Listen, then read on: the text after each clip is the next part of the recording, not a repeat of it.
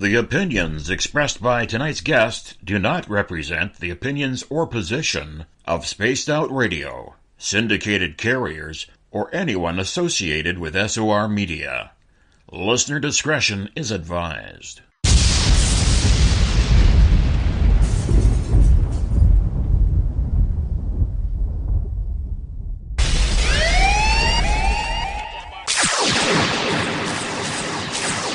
Here at Spaced Out Radio, we are about to take you higher.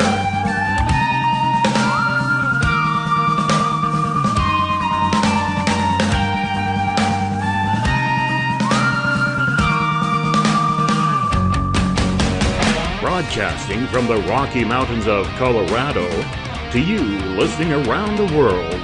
This is Spaced Out Sunday with host Tessa Nicole Thomas.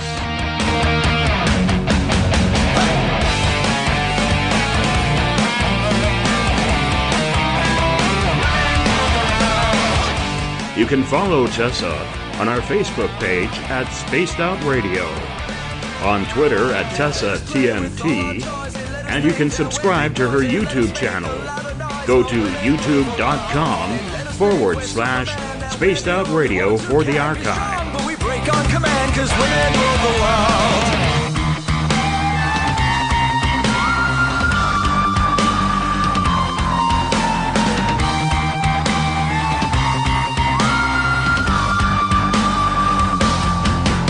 Buckle up, space travelers. Let the countdown begin. 9, 8, 7, 6, 5, 4, 3, 2, 1. It's time to go for a ride with host Tessa Nicole Thomas. I'm such a lucky guy 'cause after all this time, it's like the deeper I go, the deeper I fall. Good evening, Spaced Out Radio. Secure your tinfoil hats, buckle down tight, and hold on loosely as we soar over the rocky tops of the La Platas on a rocky mountain high. Get sucked into the vortex of the Four Corners and settle down snugly at mile marker 419.9 in colorful Colorado. It is Saturday, September 1st, Sunday, September 2nd for those of you on the East Coast and beyond. And this is Spaced Out Radio. Hope you had a rockin' week, an awesome day, and an even better evening. I am your host, Tessa TNT, and I am live tonight broadcasting from beautiful Bayfield, Colorado. We are 1,000 strong nightly across the world on Spaced Out Radio Network, spacedoutradio.com, Spreaker, Paranormal Radio, TalkStream Live, as well as Deep Talk Radio, which you can find at deeptalkradio.com. Don't forget to head to our website, spacedoutradio.com, where you can peruse the Spaced Out Radio store and read the encounter online dealing with everything strange, paranormal, and odd.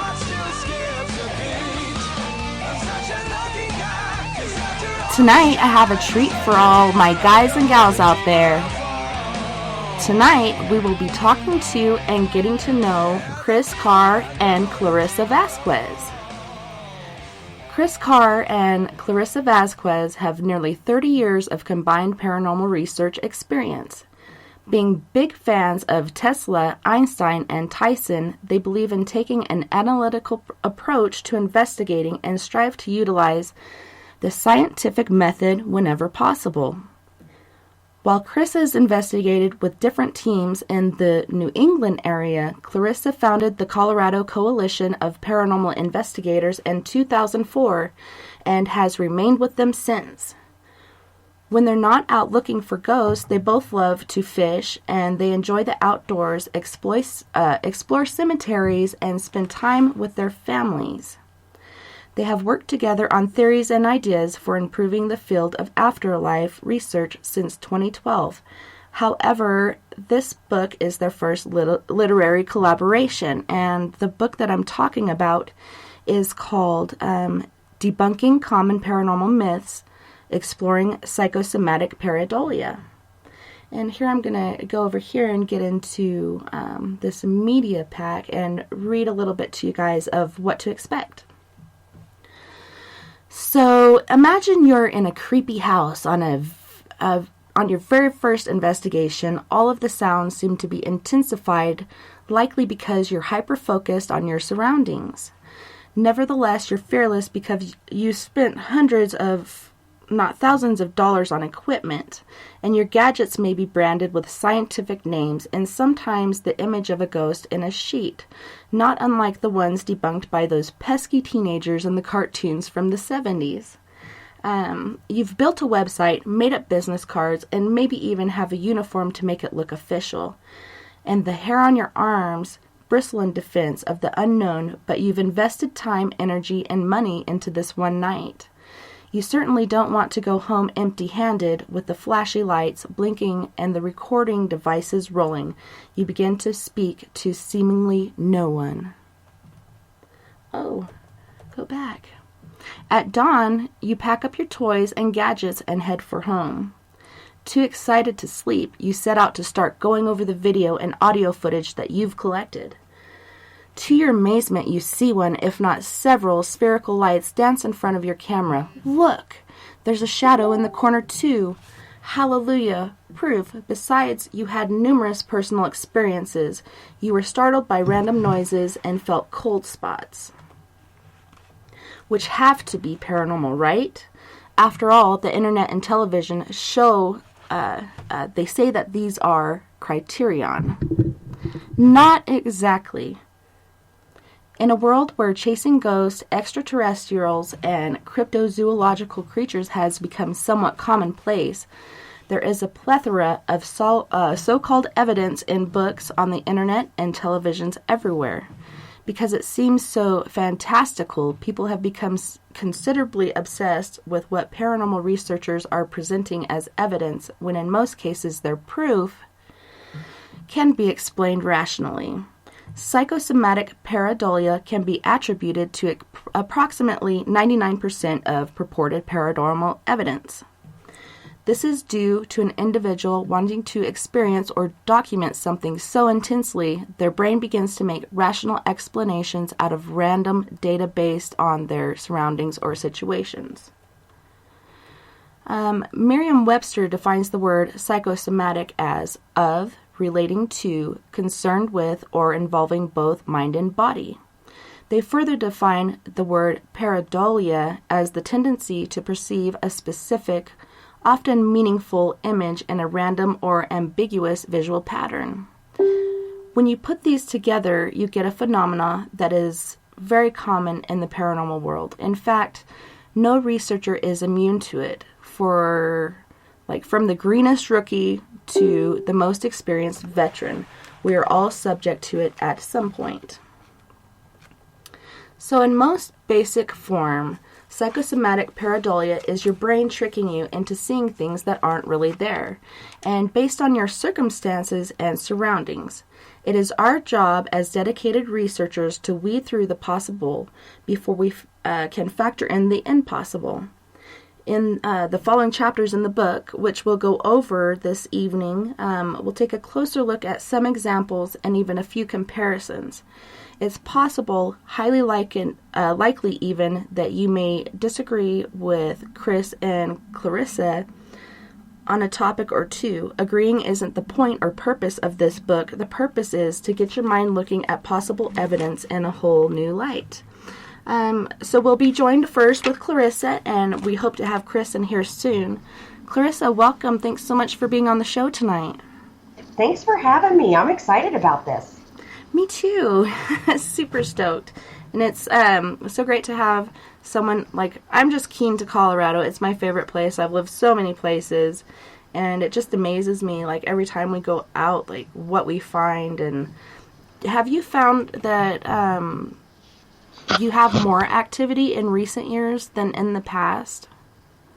You know, we have seen an uptick in activity over the last probably... Okay, sorry, I had you muted. So the last 18 to 24 months, you said, an uptick in activity? Yeah, we have seen an uptick in activity over the last 18 to 24 months. Awesome.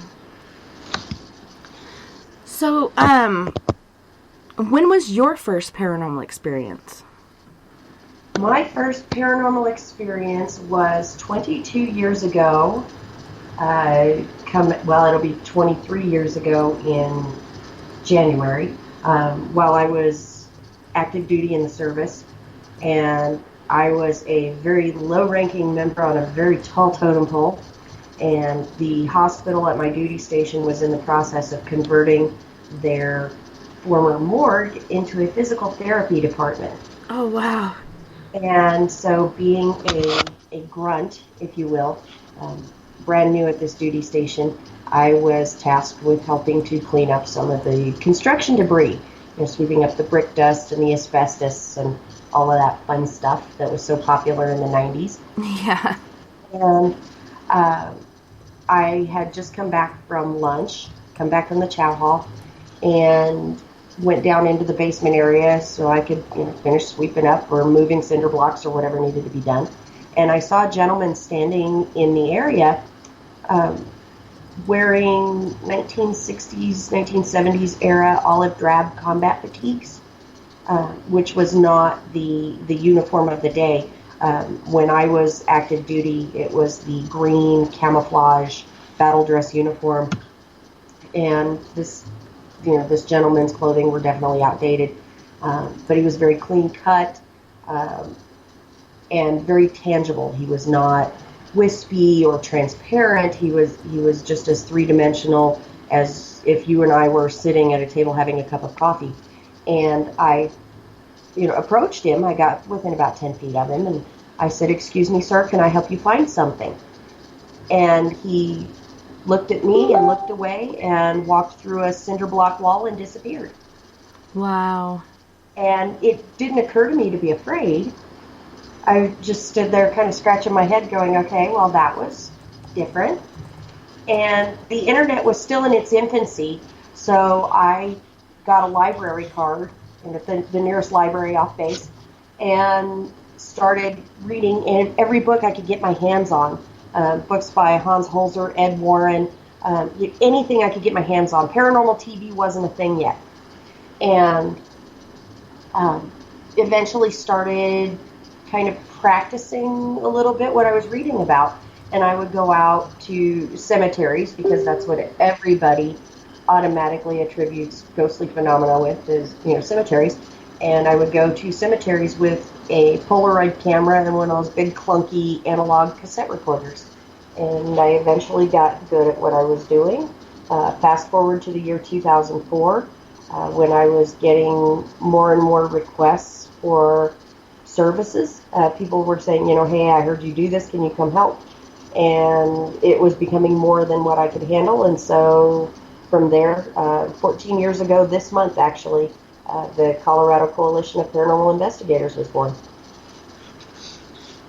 So can you tell us a bit more about your group? Yeah, we are 12 members strong right now, and we pride ourselves on our professionalism, on our commitment to our clients as well as to our research.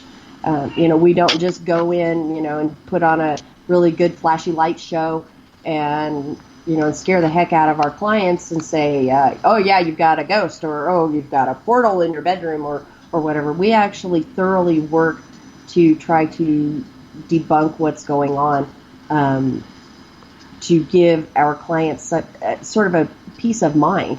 Number one, we give them peace of mind by not thinking that they're crazy. It's like, we genuinely believe you're experiencing something. Let us find out what it is you're experiencing. And so we go in and we do thorough research, and oftentimes we're able to, put their minds at ease and say, okay, what you're seeing, what you're hearing, what you're experiencing isn't paranormal in nature at all. This is what it is. And for the most part, they're really comforted by that. And other times they're really upset because they wanted it to be a ghost. and so they, we occasionally will get somebody that's really upset with us because they're convinced that it's a ghost, and we present data to them to the contrary, and they get upset with us. And then we have others still who get upset with us because we're not going to put them on TV. So Yeah. It's a funny business that we're in, but I wouldn't have it any other way. Yeah, it's awesome. I really enjoy the field as well, and I've actually had paranormal experiences all my life, but kind of kept in what I like to call the paranormal closet until I felt like I needed to get out there and help this mother that was missing her child, and it brought a group of 3 together, which turned into 4, and then more and more and more every year. And we've lost a few, but we've gained some awesome members, and we don't charge, and we just feel like, you know, all of us have these different gifts, and they're meant for a reason, and we just want to help people not only on this side, but the other. Right. And the field is immense, as you know, writing this book with Chris. Mm-hmm. So how did you and Chris get together? I've known Chris for 6.5 years now. I was a guest on a radio show called Nightbreed Paranormal, probably 7 or 8 years ago, and I befriended the show's host, Joe Andrade, and I was out in New England on one of my many, many, many adventures out there. I go out there several times a year, just, you know, because I love it so much out there. You know, Colorado is and will always be home. I was born and raised here, but New England is like my second home. And so I was on one of my many adventures, and my friend Lexi, she says, you know, I have this paranormal meeting to go to. Do you want to come with me? I'm like, sure. You know, who's going to be there? And she says, well, Joe Andrade. I'm like, well, I know Joe. And I'm like, yeah, let's go. And so getting to meet Joe, well, I also met this crazy guy who was in the process of trying to debunk a couple of spherical object photos. I don't even like using the popular term for him. And I didn't know this guy from Adam. I had only just met him an hour before, and I'm like, oh, well, you know, here's the cause and here's the effect, and this is what you got as a result. And that guy was Chris, and we've been really good friends ever since. We've been, for the last 6.5 years, we have bounced theories and ideas across each other's desks. You know, we've sent audio files, photographs to each other going, you know, what do you think about this? And we've been really good friends and stayed really good friends, and we had the opportunity to do something with the Psychosomatic Pareidolia concept, which started out as like a 3-month gripe session, because we were just really we were really frustrated with all of the crap that's out there that people are presenting as evidence. And I'll preface this by saying evidence is something that you prove in court, that you can present in court and you can prove. You know, as paranormal researchers, we don't have evidence, we have data. And sometimes the data can be proven, sometimes it can be disproven, but it's not evidence, it's data. And so, you know, we were talking about, you know, you can't go on YouTube without seeing, you know, hundreds, if not thousands of orb videos or fabricated stuff, or it's so frustrating. And a lot of people don't know any better. And they are so hungry, and nobody's immune to this. Nobody is immune to this. Even as a 22-year veteran in the field, you know, even I am subject to this. And Chris and I have a great story that we could tell you about later on in the show about what happened last weekend when we investigated in Massachusetts together. But people are so hungry to find any kind of proof. And they're already in a paranormal mindset. So there you have the psychosomatic activation, because, you know, your brain you have already got ghosts or cryptids or UFOs on the brain. And then when your brain starts collecting information. And if your brain doesn't get complete information, our brains are already programmed to try to make conclusions out of incomplete data. That's how we end up seeing like a bunny rabbit in the clouds, or seeing the face of a man in the moon. And that's called Paradolia. One of the really popular TV shows that is now off the air gave it a fancy name called matrixing. Mm-hmm. And it's when your brain thinks that it sees or hears something that's there, but it's not. The clinical term for it is pareidolia. And so when you're in this paranormal setting and your brain starts trying to make these rational conclusions out of the incomplete data, you wind up with psychosomatic pareidolia. And as a result, people start presenting pieces of data, pieces of footage, video clips, still photos, even some audio files where there is absolutely nothing paranormal there. There, everything can be rationally explained, and I go to give this spiel to a lot of people. They bring me their stuff and they're like, "What do you think?" And I'm like, "Well, I think this is what it is." And then all of a sudden I'm a bully. They ask my professional opinion and all of a sudden I'm a bully because I can clearly demonstrate to them how it is not paranormal in nature. So it's if you really want my opinion, I will give it to you, but don't turn around and get all hurt about it, because because you don't like my answer.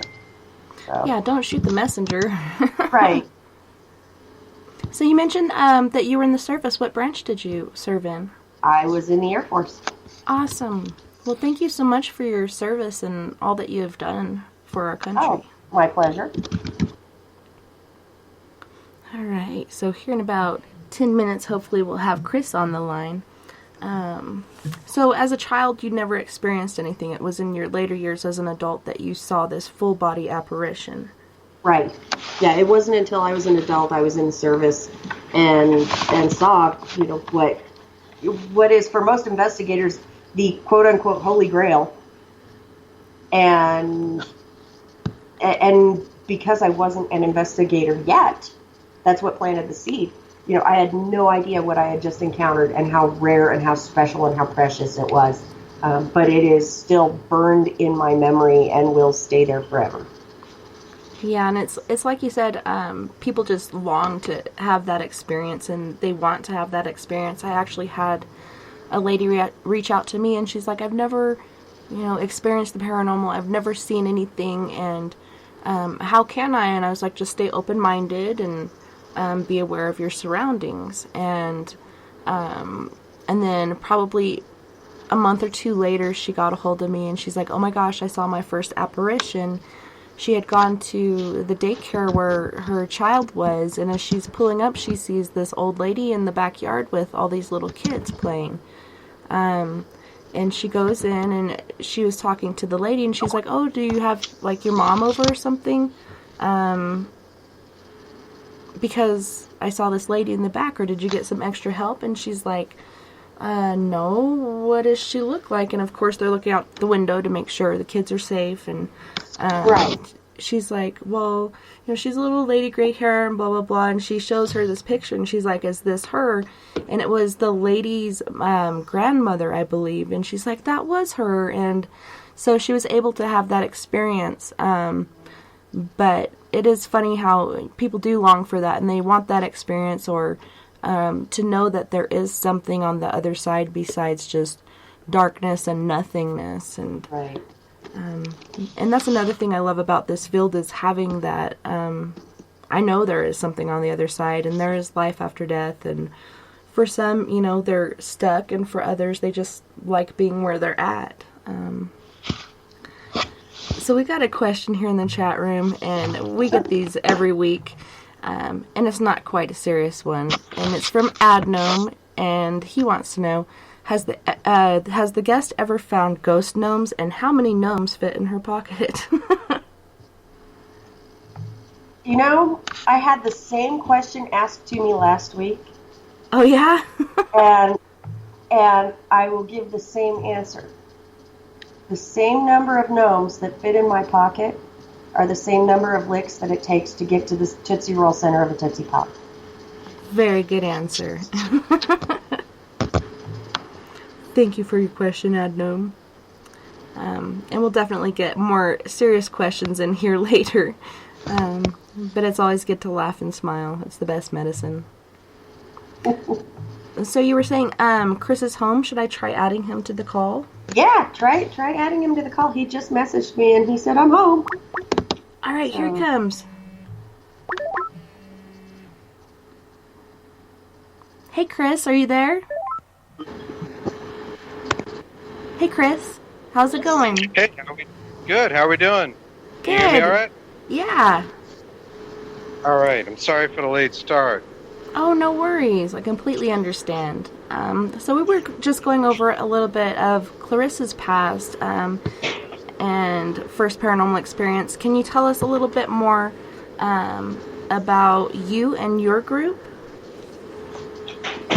My group is started. I'm sorry. I got a few things going on around me. Oh, no worries. About a year ago, but we've been building it, and we're kind of like an offshoot of Clarissa's group. And our investigations are just starting to actually pile up. So we've got lots of things to look forward to. We've got a few under our belt. The team itself is fairly new, however. Well, that's good. I'm glad you guys got into the field and you're out there helping people. Well, most of the people on the team have been on other teams, and it's not like there isn't a lot of experience there. There is. Just as a team, it's somewhat new. So, when was your first paranormal experience? Oh, God. I would have to say probably when I was in middle school. I was a big fan of things like witchcraft and astral projection. And I used to have this cassette tape back when we had cassette tapes. That was a self-hypnosis tape to astral project. And I was really good at it then, which is surprising because I'm not that great at it now. But then I was using it all the time. I had a lot of what we call paranormal experiences then. So I knew there was something more than, what meets the eye. Does that answer your question? Yes. And what brought you into the field of the paranormal? Was it your paranormal experiences, or did you have a need to help people through these things? Well, honestly, I think, it became a more popular thing to do, I suppose, and became in the media. And I was into other things kind of related to paranormal. I joined a team. I just let's see this, and see if we can communicate with spirits. And, sure enough, I had some success with that, and I've stayed with it since. All right. Well, I was telling our listeners a bit about the book that you and Clarissa have collaborated on called Debunking Paranormal Myths, Exploring Psychosomatic Pareidolia. And you guys collaborated on this book together. Can you walk us through the process of this endeavor? And that goes to both of you guys. Of this endeavor. Oh, where do we begin? What brought you... I really think, what may have brought everything about that's in the book is the influx of bad data. Going on YouTube and just seeing 100 videos of dust flying around, and it being fairies and things of that nature. Just ridiculous things that are easily debunkable, and just started to give people a stepping stone with some of those things, but also there are more advanced topics in there as well. There's a lot there to look at, and how you analyze your data, and I think what I ultimately want to do, and Clarissa wants to do here in the statement, is have people present better data out there to show that this is a real thing. This is, it's very possible that a spirit could haunt a house maybe and cause you trouble or whatever, or maybe not, but maybe, you didn't move that chair, and that's okay too. Spirits are all around us, in my opinion. I agree. So can you tell us a bit about how you and Clarissa first got together? We met years ago She was friends with some of the people that were on our team, the team that I was on at the time, and we met through that. Awesome. So, what I wanted to do was walk through your guys' book through each chapter, and every time I see this first chapter, it makes me laugh because I can hear President Bush doing his "fool me once" thing in my head, and I try to get past that. But chapter 1 is "Fool me once, shame on you. Fool me twice, shame on the world." Can you guys tell us a bit about that chapter in your book? Clarissa, I'm going to let you run with that. Really, chapter 1 is it's the history of how paranormal investigation became a thing, and it talks about the Fox sisters and the beginning of the spiritualist movement and other things that led to what is now paranormal investigation, and really all of the hoaxes that culminated in a very legitimate need for research. And so, yeah, that's a little bit about what chapter 1 is. It's it's more the historical side and how we came to be where we're at in 2018. Nice. So what kind of experiences did you guys have with these issues? Did you find yourself being pulled into the Paradolia thing and seeing things that weren't actually there due to graininess in a photo, or thinking it might be more? Honestly, I think everybody experiences pareidolia, and it's a matter of recognizing it. I don't know how many pictures go through my newsbook feed, our Facebook, sorry, feed of like reflections in windows, and this is a face, and this is a ghost, and this is supposedly this person or that person. Like, come on, it's not. You know what I mean? Mm-hmm. It's simply a reflection of a light that is near the window and that sort of thing. So this is a book that tells people, hey, get a grip. Let's look at the stuff, and let's find what's real in here, because the real stuff, or stuff that we cannot explain or debunk, I should maybe better put it, is what's really important, and that's where we need to go. Between all the TV shows and everything else that is kind of, I've seen Ghost Radar on TV shows. I mean, come on, Ghost Radar, the application on your phone. Come on, we can do better than that, right? Yeah. Don't you agree? Definitely.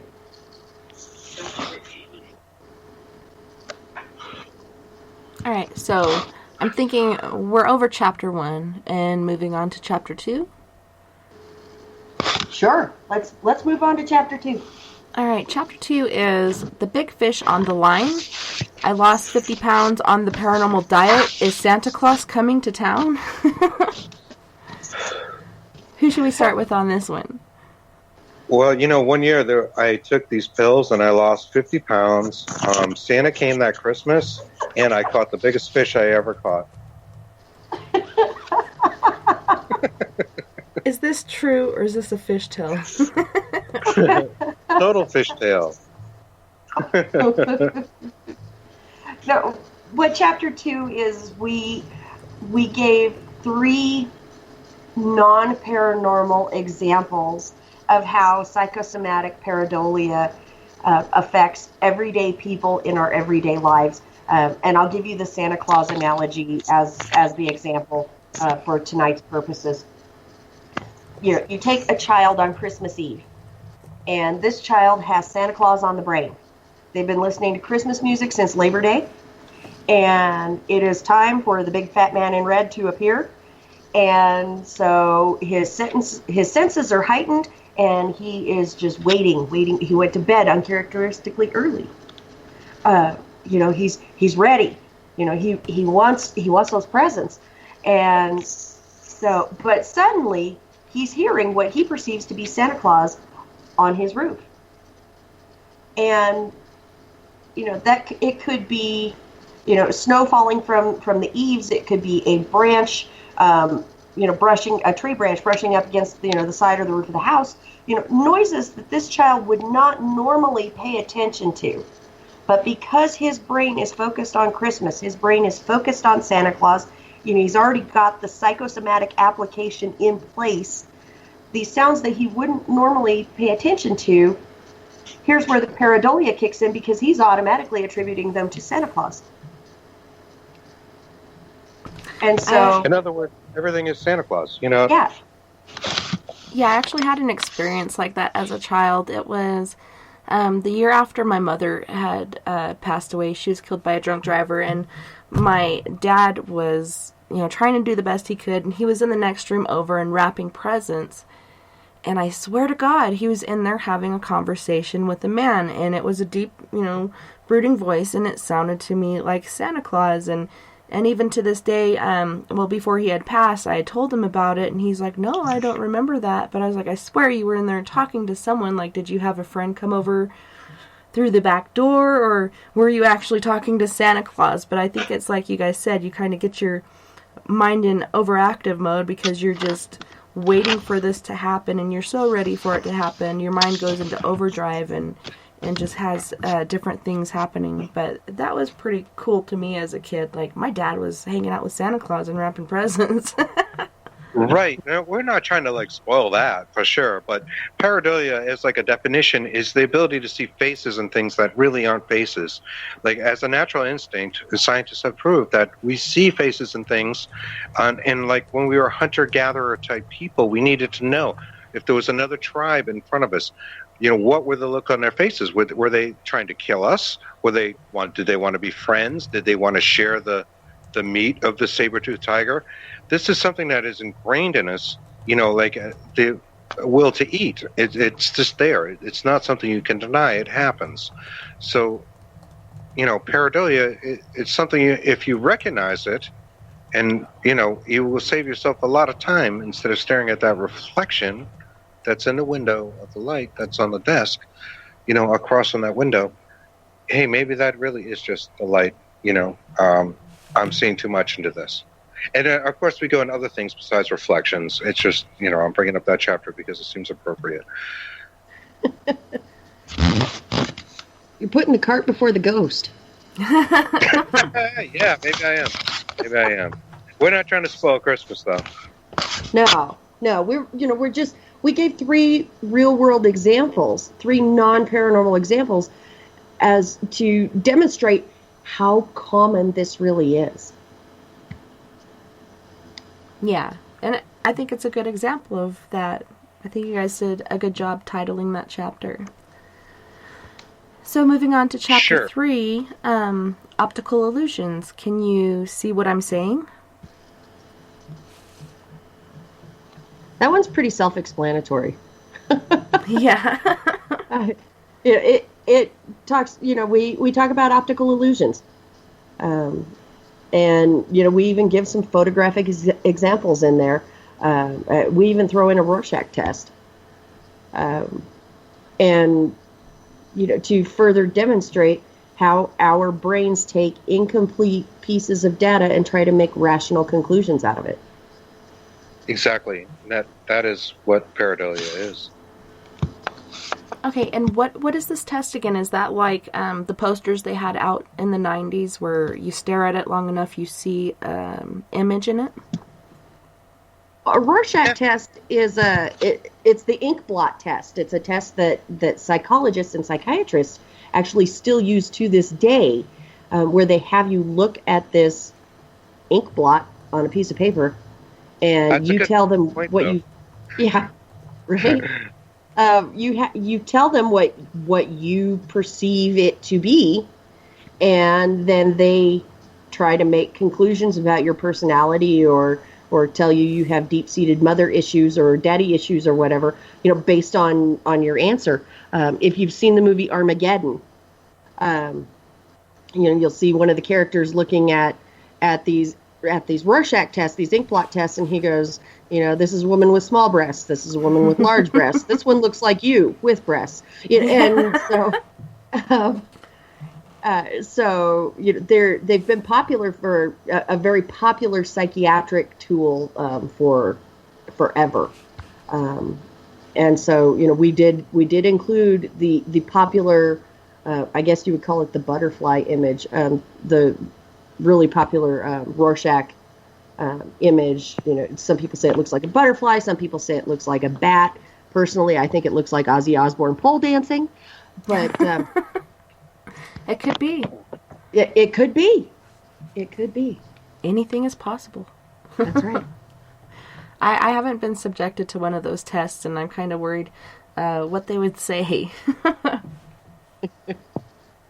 Ozzy Osbourne pole dancing. I'll have to remember that one. Yeah. I don't know how nimble he would be these days, but I know he used to... You'd be surprised, according to that Rorschach test. You'd be surprised. Yeah. All right. Is there anything else you guys wanted to cover on that chapter? No, like I said, I think it's pretty self-explanatory. We go pretty in-depth on optical illusions. Yeah, and those posters were cool. Like, I still see them on Facebook sometimes. You'll scroll through, and one person will say, I have to move it around to see it.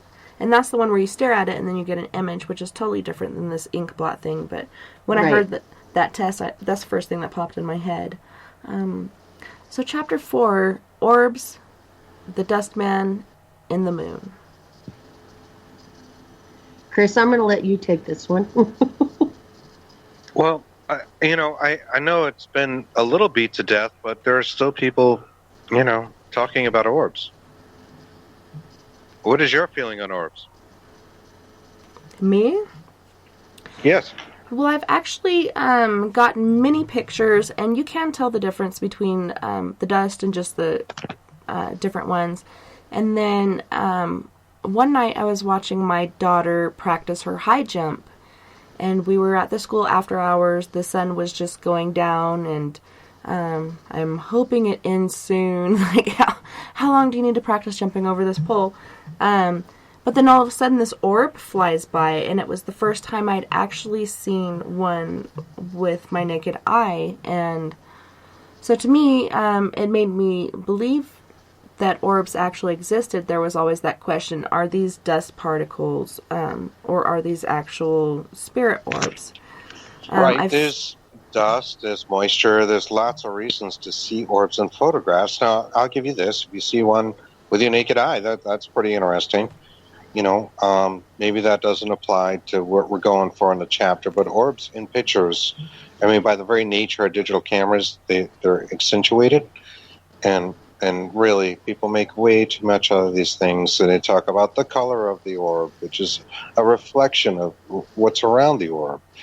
No. Just no. I'm going with that. Naked eye is different. I'm not telling you didn't see something. I'm not going to go there. But, in photographs, and what evidence do we have that spirits look like orbs for some reason? Cartoons? What is our basis of that anyways? Yeah, maybe it's just like the basic form of a spirit, as we all have that energy within us, and when people pass, there's this thing found at the base of the brain where there's this little ball of energy, and perhaps when we're released, like one of our listeners earlier was talking about when she had seen an orb, and she was at her husband's hospital room, and she saw this huge orb. Like, usually you just see like the softball size or whatever, but this one was huge, and it barely fit through the door. And she told her husband, "You would not believe what I just saw. This orb just went through the door." And he was like, "Well, my roommate passed away earlier, and he was a larger-than-life guy, and according to his family, he was a really great guy. So maybe that's why his energy ball was so huge." But it takes a lot of energy and such to manifest into an apparition, or maybe some, practice or whatnot. It's hard to say what really goes on the other side.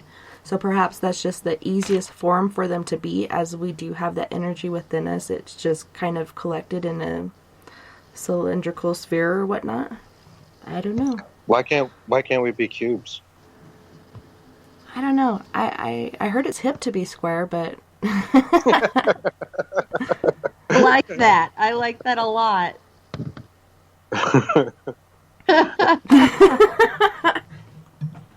But I don't know. That's a good question. I don't know. feel like Score there's one a for hard Tessa. pass That was definition, good. Sometimes I'm on my game. Other times I'm a bit off. Somebody give her a Tootsie Pop. I need I'm one. glad we're keeping you on your toes. So yeah, that is a good question though. Why isn't it a square? And people kind of say, well, that's not a natural shape. But you see sometimes when there's a lava flow, it can be in the form of octagon columns, or it could be square. Who's to say what makes a natural shape? They automatically think that, you know, the sphere is the most readily available natural shape. I don't know why, but I don't know. It's a good question. There's so many good questions in the paranormal field, but why aren't we square orbs? I put that in my notes. I must study on this. Yeah. Nature's sacred geometry is like a whole nother subject, but it's a pretty interesting one. Yeah, can you tell us a little bit about that? They're not all circles, you know. Yeah. We find that certain shapes do occur in nature, and they occur at a certain ratio, which I don't know off the top of my head, so I'm not that well read up on it. But they're not exactly circles. Not everything has to be an orb. That's a Petals good on point. a flower, they come in, you know, certain numbers and counts and stuff. Like flowers will only grow petals in a certain ratio. There's, I think 6. I think is one that you will not see a flower with like 6 petals. And I could be totally talking out my ass with that, but I forget. It's like, you know, 3, 9. There's certain numbers that just occur naturally. Mm-hmm. So why we would necessarily say, you know, all spirits must be round orbs that are floating around our digital camera is something that maybe we should question. So how, you know, it kind of goes back to the man in the moon and seeing the face from the craters and the way the light is hitting it. A lot of times when you do see orbs, you see different faces within them. Is that just another, you know, trying to make sense of what's in front of you, or? Exactly. Well, yeah, I think I commented on that earlier. Our brain naturally wants to see faces in everything we look at. So if you look at the clouds and you see faces, that's not an unusual thing. It's not a phenomena. Other than that's our nature. We're bred to do that through instinct. It was a matter of survival. Yeah, earlier I was hearing about this study that they did with goats, and they put up these happy faces and they put up these frowny faces, and the goats were just automatically drawn to the smiley face, and it was showing that they have that ability to catch emotional cues or whatnot, and so they prefer to be around the happy face than the frowny face. I don't know if that has anything to do with it, but it just popped up in my head.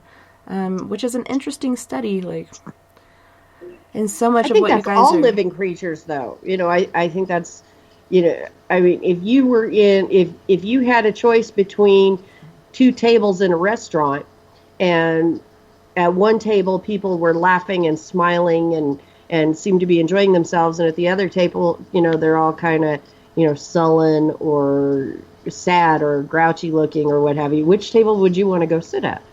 Mm-hmm. Well, yeah, and I was going through some things as a single parent, and, you know, I'm like, I'm attractive. Like, why aren't people coming up to me, and why aren't people wanting to date me? What's wrong with me? I'm asking my boss, Lars Bjorkovich, and he, you know, sat me down and was like, well, people are automatically attracted to happiness, and if you're not happy within yourself, they're going to pick up on those cues, and they won't be attracted to you, so you have to find happiness within yourself. So that was pretty interesting, and it really taught me a lot. Mm-hmm. Yeah, we all live in the energy that's around us. So if you're living in negative energy and you have a chance to not live in negative energy, you're going to take that chance. So Vivian in the chat room was saying, I think orbs are round because the spirit's actual body is sort of ball-shaped with hundreds of long, thin arms or streaks of light. And that's based on... I don't know. She's the one that earlier had seen the orb going through the door of her husband's hospital room, so it may be based upon what she had seen. Based upon personal experience, right? Yeah. You know, maybe she has some experience I can't explain, and I'm certainly not trying to, put down her experience or deny it. I mean, I think what we're getting to in the book is that orbs are frequent with the advent of digital cameras. It's hard not to get orbs in your pictures. Mm-hmm. They are not ghosts. Just stop it.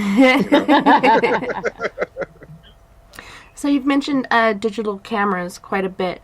Do you think that there is a big difference between the old school SLR cameras and the newer digital cameras?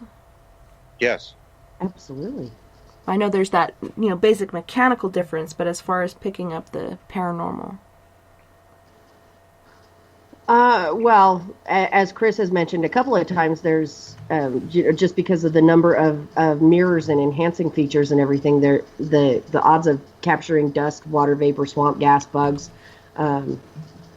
or dust mites, the odds of capturing one of those, increases exponentially.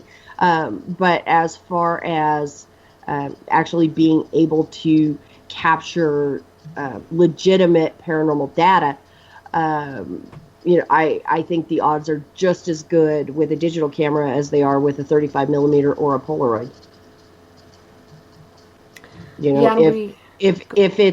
If it's available to be photographed, I really don't think that the device you can photograph it with will matter. Now, other devices such as the XCam or Connect SLS products, or the FLIR thermal imagers, or the full spectrum photography equipment, different story, different concept, whole different technology. And, I could give a 2-hour lecture on the workings and the anatomy of the human eye and how objects that are visible only on the infrared or ultraviolet spectrum are only visible, on certain wavelengths to human beings, and how this technology enhances our ability to see things that are only visible on those spectrums.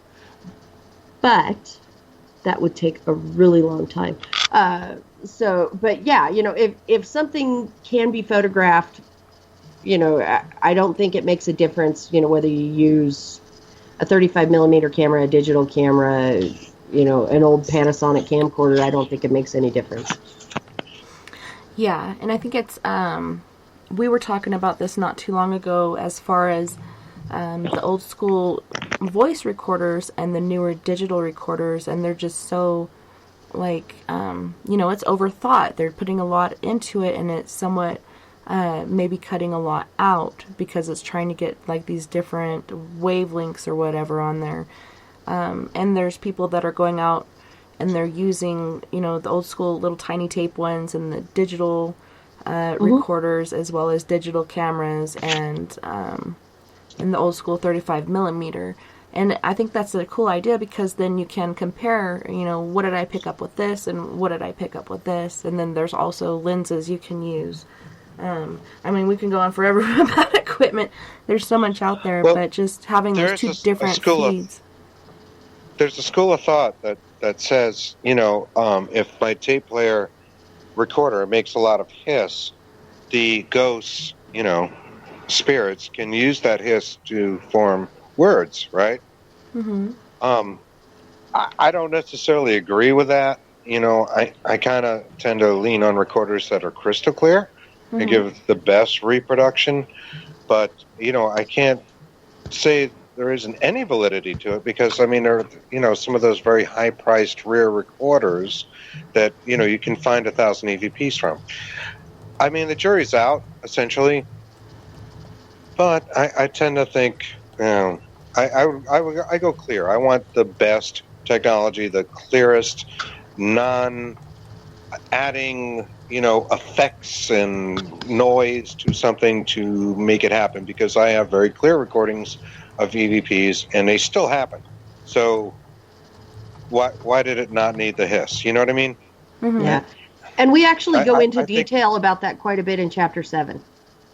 Awesome. right. And I think, you know, Joe Rogan in his podcast also often talks about woo, right? He says, woo. He cuts it to the quick. And, you know, I got to give him credit for that, because, you know, there's a certain amount of woo in saying, okay, well, because this, you know, is noisy and has mechanics in it for some reason, that's going to make the ghost talk. And I have a hard time believing that sometimes. Do you follow me? Yeah. All right. Thank you. I don't mean to go off on a tangent, but, you know, I don't know. I do think there's a lot of woo out there. There certainly is a lot of woo with the equipment that we use. And I believe that's another chapter, you know. Yep, Chapter 11. Awesome. Mm-hmm. Well, on that About note, the snake oil. yeah, and I'm interested in that as well. I can't wait till we get there. But on that note, we're going to go to our first break. You guys don't go anywhere. We'll be right back with Chris and Clarissa. The first annual Caribou Paracon is happening September 28th to 30th in the 108 Mile Ranch, British Columbia. Brought to you by the Canadian Society of Questers and Spaced Out Radio. Come listen to our featured speaker, Grant Cameron, along with Elizabeth Anglin, Paisley Town, Mike Moran, Eric Cooper, and more. It's a 3-day supernatural adventure at the Spruce Hills Resort and Spa. Tickets for the weekend are $150 Canadian. The Caribou Paracon, celebrating everything paranormal. Are you tired of being blocked, shadow banned, or placed in jail for simply posting your thoughts on social media? Social Media Freedom can take care of that for you. Social Media Freedom is the newest and one of the best free new apps that allows you the freedom to post what you want, when you want. It takes seconds to download from your app store. Come join the tribe at Social Media Freedom. It's time to set yourself free. A timepiece is a reflection of who you are, and what better way to show off the real you than with an Escape watch? Escape is a lifestyle brand accessorizing your days and nights. Choose to escape and create the life of discovery that you deserve. Dream, play, unite with your own personalized Escape watch. Head to escapewatches.com. There is no time like the present to enjoy your escape. Use promo code SMF2017 for your 20% discount today. So, you love talk radio? Then you'll love TalkStreamLive.com. TalkStream Live is always on, 24/7, with the best streaming talk shows. Find your favorite talkers and discover some new ones. It's free, readily available online or on mobile with any smartphone or tablet. Finding your favorite talk shows all in one place has gotten a whole lot easier. Just go to TalkStreamLive.com. Be sure to download the free apps from Google Play or the iTunes App Store. The Call of the Wild is in Vancouver. The Moose Vancouver is one of the hottest bars and restaurants in the city. Open until 2 a.m. nightly, the Moose will rock you like a hurricane all night long. Great food with everything on the menu at $6.95 near the corner of Nelson and Granville. Get your horns up and come rock with us. The Moose Vancouver, the official rocking bar of Spaced Out Radio. Are you an experiencer? Have you had run-ins with strange creatures you can't explain? ETs, Dogman, Bigfoot, werewolves? They're enough to scare the daylights out of anyone. Hi there, I'm Butch Witkowski from your 4-Cop. And on the last Monday of every month, you can listen to me and the host, Dave Scott, talk about the weird and the strange being reported on Spaced Out Radio. I'm going to bring my investigations and sources, you bring your experiences, and we'll figure out the rest together. Strange Days on Spaced Out Radio. Come tune us in at spacedoutradio.com. You know, it's hard being the bad man of ufology, but that's just the way that I like it. This is Chris George Zuger, and I'll be hanging out with Dave Scott and SOR scientist Chris Cogswell for Reality Paranormal, the second Wednesday of every month. And our job is to break it down and come to conclusions as to what is really going on in the supernatural world. I'd love for you to join us and bring your questions for us to investigate right here on Spaced Out Radio. There's news, and there's The Encounter. This is Spaced Out Radio News Director Everett Thiemer inviting you to check out The Encounter. Our half-hour news segment every Monday through Friday night is different compared to what you're used to.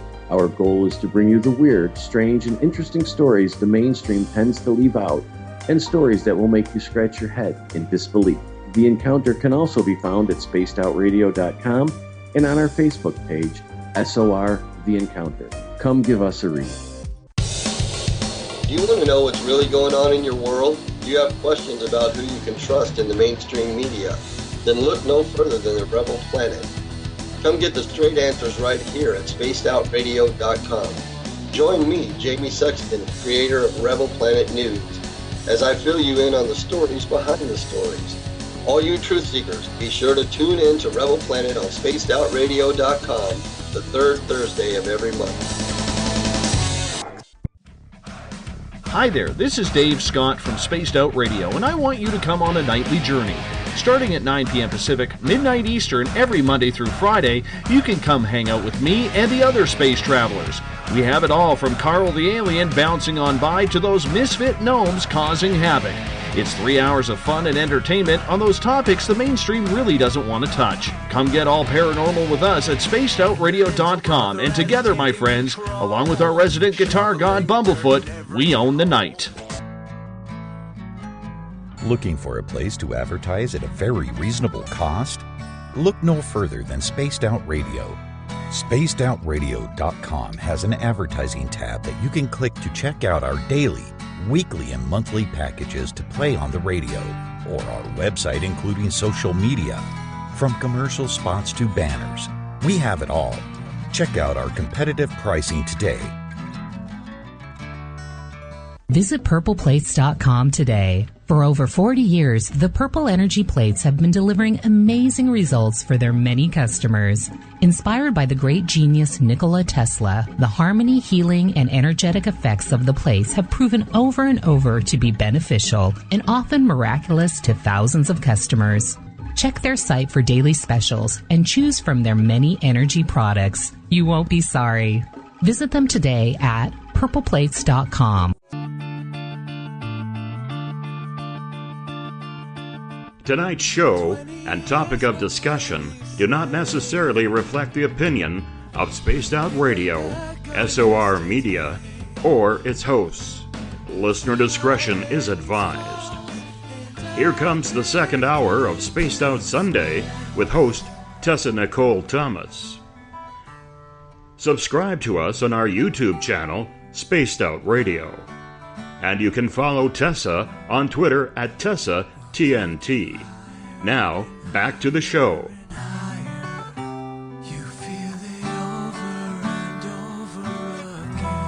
Hey guys, welcome back and thanks so much for tuning in for Hour 2. We're here with Clarissa Vazquez from CCPI and Chris Carr from ECCPI. Welcome back, guys. So great to have you on tonight. Thanks for having us. Hey, glad to be here. So, right now we're discussing your guys' book, which is called Debunking Paranormal Myths, Exploring Psychosomatic Pareidolia. And let's see, we had left off on, oh my gosh, I lost my page. I believe it was chapter 4, wasn't it? Yeah, we were talking about chapter 4, but I think we had kind of capped that one out because we started moving on to other chapters. Yeah. Yeah, I think we might have even jumped around on you chapter to chapter. But, yeah, feel free. Okay. Yeah, I just gotta pull it up here real quick, I guess I got overzealous and closed that page. It's like, I think I'm done with this because I did your bio and your media package, but then I had the chapters pulled up there, which are now gone. So, Chapter 5, what is the title for that one while I'm pulling this up? Chapter 5 is Shadows, Reflections, and Portals. Oh my. Oh my.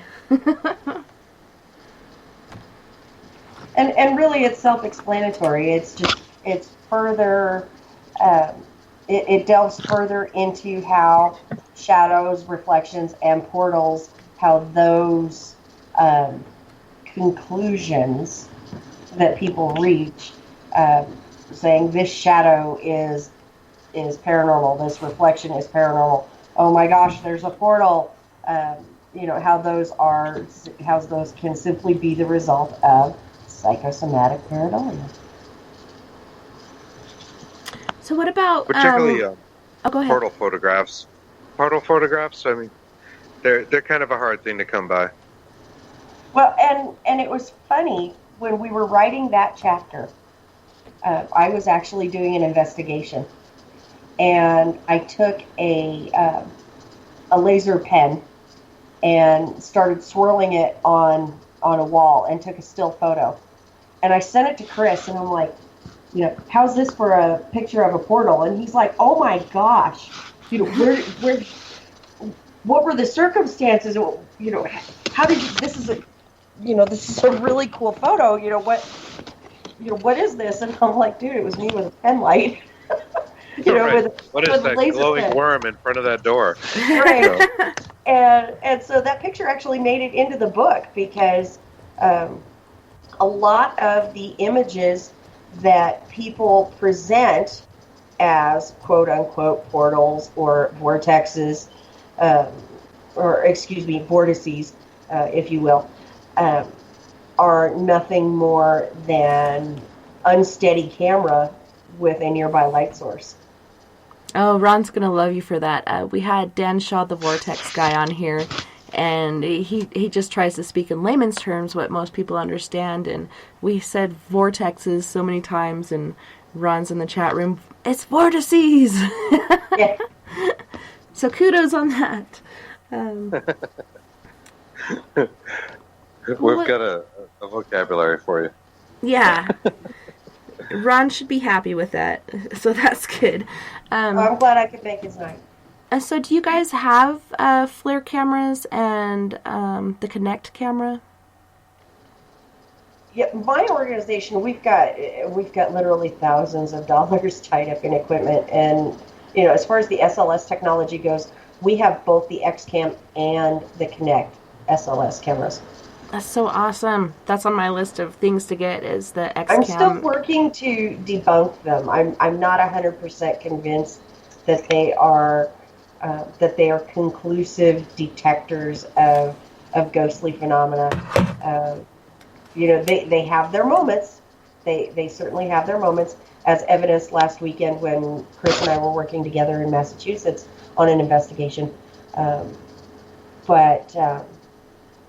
I still think that there is a lot of that data that is being misinterpreted as paranormal in nature, and I think a lot of it has to do with operator error. So buyer beware, as we'll talk about in Chapter 11. Yeah. Oh, well, I just brought that up because we do have a flare camera on our team, and one of our last investigations, they found with it what they believe to be a portal in this kid's room. I'm not available on weekends because I do this show now, so I miss out on quite a bit, being everybody else has regular jobs, and I have this on the weekends, so it's hard to line up with them, but they caught this vortex in the corner, and using different tactics, they were able to get it to close, and it actually showed up on the flare camera. I haven't looked at it, looking at the equipment. I haven't looked in there to see if they do have that picture, but if so, I mean, that's pretty interesting to be able to pick up on that. Really impressive. I mean, the flare camera is going to show you temperature differences, right? I mean, I think the idea there is that we're going to see the cold spots that we often attribute to some sort of spectral presence. So what were you seeing on the flare camera? They were saying it was a portal. I'm not sure. I would have to ask Mia. She was one of the ones there. She's our medium on our team, and her and a couple other were picking up on it, but then when they brought out the flare camera, they could actually see it. And I don't know if it was colder or hotter. That's something I should have asked, but I didn't. It was definitely a different temperature. Mm-hmm. And then doing whatever they did, it actually went away. It wasn't there anymore. And for the first time, this kid actually went in and went to sleep in his own room, which he'd never sleep in before that. So that to me was pretty interesting. I mean, it's hard That's definitely interesting. Yeah, it's hard to get kids to go in their own rooms a lot of times, but to have him just willingly go in there on his own and I'm going to bed now. The mom was like, holy crap, like that's never happened. So it made them feel good, and I'm glad they were able to help. And, I don't know if it's that, they see them there doing what they're doing and he just felt at ease with it, or did they actually close that vortex? Well, we use these tools to, try to validate our other points, all right? So say we have somebody with mediumistic skills, right? That tells you, okay. And I'm not denying those or anything like that. In fact, I'm into that stuff. But it's hard to prove, right? Do they say, okay, look, I see this thing and it's now disappearing. And if you can validate that on a FLIR camera or something like that, I think that's very good, and that's better evidence than just saying, I hate to use the word evidence, but better data than, I've got, some unexplainable thing on this piece of equipment that was never designed to see ghosts, right?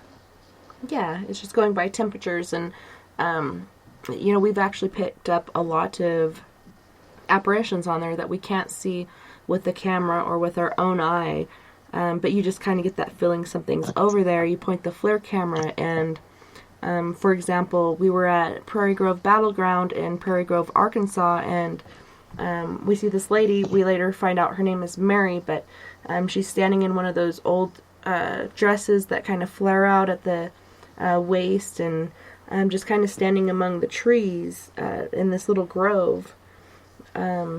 But it is interesting how the different temperatures, and they do say that some are hot and some are cold, and if the temperature drops by this many degrees, supposedly it's supposed to be something paranormal. But being able to catch that with this camera, because it is going off of the different temperatures and able to pick up some form, instead of just having your cell phone with 8 megabytes or 8 megapixels, that doesn't really pick up a clear picture. You could pick out all kinds of faces or whatnot in the trees because you're looking for something, and you can.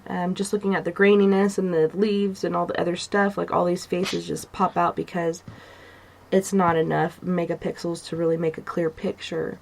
Do you find that with grainier pictures, people do see more stuff? Well, yes. Yeah. Yeah, and it boils down to the basic Paradolia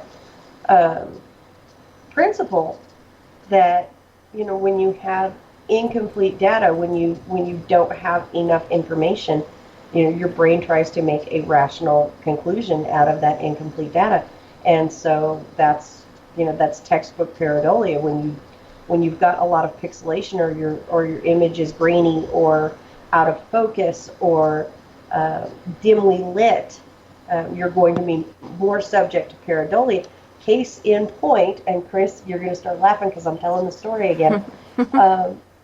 We investigated last weekend at this mansion in Massachusetts, and yesterday Chris sends me this photo, and he says, "What do you make of this?" And of course, the first thing that I see, and it was this shiny metal aluminum flexible ductwork. Not the hard square-shaped ductwork, but the cylindrical, really flexible very duct foil-like. Yeah, foil-like. And so the first thing I see is this definite pareidolia image of this like alien demon face. And the first thing I said to him was, please tell me you're not talking about the face. And he said, no, I'm not talking about the face. No, not the alien. Yeah, not the alien. We're not going to talk about the alien in the room. And so I enhanced the photo, and really what it was the flash. Light will travel indefinitely. Light waves will travel indefinitely until an object impedes them. That's how we are able to see starlight in space from stars, where that light was emitted billions of years ago. And by the time it reaches Earth and is finally impeded and we're able to see it with our eyes, because it will travel indefinitely until it bounces off, until it hits an object that it can bounce off of and reflect. And so what it was all of these different angles, textures, and there was an awful lot of dust and moisture in the air. And so it was kind of creating this haze, above the focal point of the photo.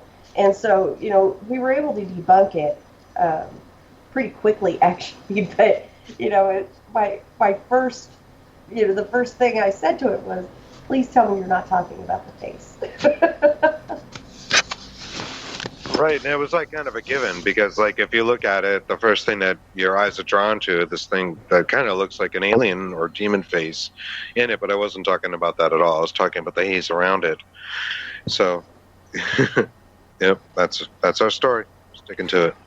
So do you think the haze was just like, the lens being somewhat dirty and getting that glare off of that foil? I don't know if the lens was dirty, but I think there was either a reflection, in the lens, or, possibly something that was close to the lens, meaning like a dust orb, but not a dust orb because it was creating a haze, but something that was just kind of getting into the optics of it. Yeah, and there are often reported mists, whether they're dark mists or light mists, sometimes when things are trying to appear. So were you guys able to figure out what exactly that was? We're pretty convinced that it was, light reflecting off of the various angles, in that metal ductwork, that foil ductwork. Right. It was ductwork that came from the floor up to the ceiling. It was kind of large. Yeah, and very textured, and there was an awful lot of it. It wasn't just one cylindrical tube. It branched off in 3 or 4 different angles, and so it had this kind of curious mist, if you will, at the top of it, and I'm not really so sure that's a ghost. I don't know. Yeah. But did you guys find that, you were picking up on activity at this location? Yeah, actually, it seemed that way. I mean, a lot of our equipment was going off. I conclusively, to say, all right, I've got something great. I haven't come across it yet, though there's still audio I'm going through. Mm-hmm. I hope to, and there were definitely parts of it that seemed to be paranormal. That is whether the hardest or not part. I can show it to you and say, like, this is why, because we've got, say 3 different things that point that way. I don't know. Yeah, the hardest My part feeling is that, there's something haunted there. It's a popular place. It was S.K. Pierce was the place that we're talking about, which is this old Victorian mansion in Gardner, Massachusetts. It's a pretty awesome place, and I have heard like amazing EVPs out of there. I've seen some pretty interesting photographs even, which I find are harder to come by. They have some of them on display. I don't know. I mean, I would like to have something as conclusive as some of the evidence I've seen or data I've seen about that. But I may or may not have that yet. I'm still sorting through it. Well, yeah, kudos to you for doing all that work, because to me that is the hardest part of the job, is going through all of that audio data and video data. Like, video is easier for me, but sitting there and listening to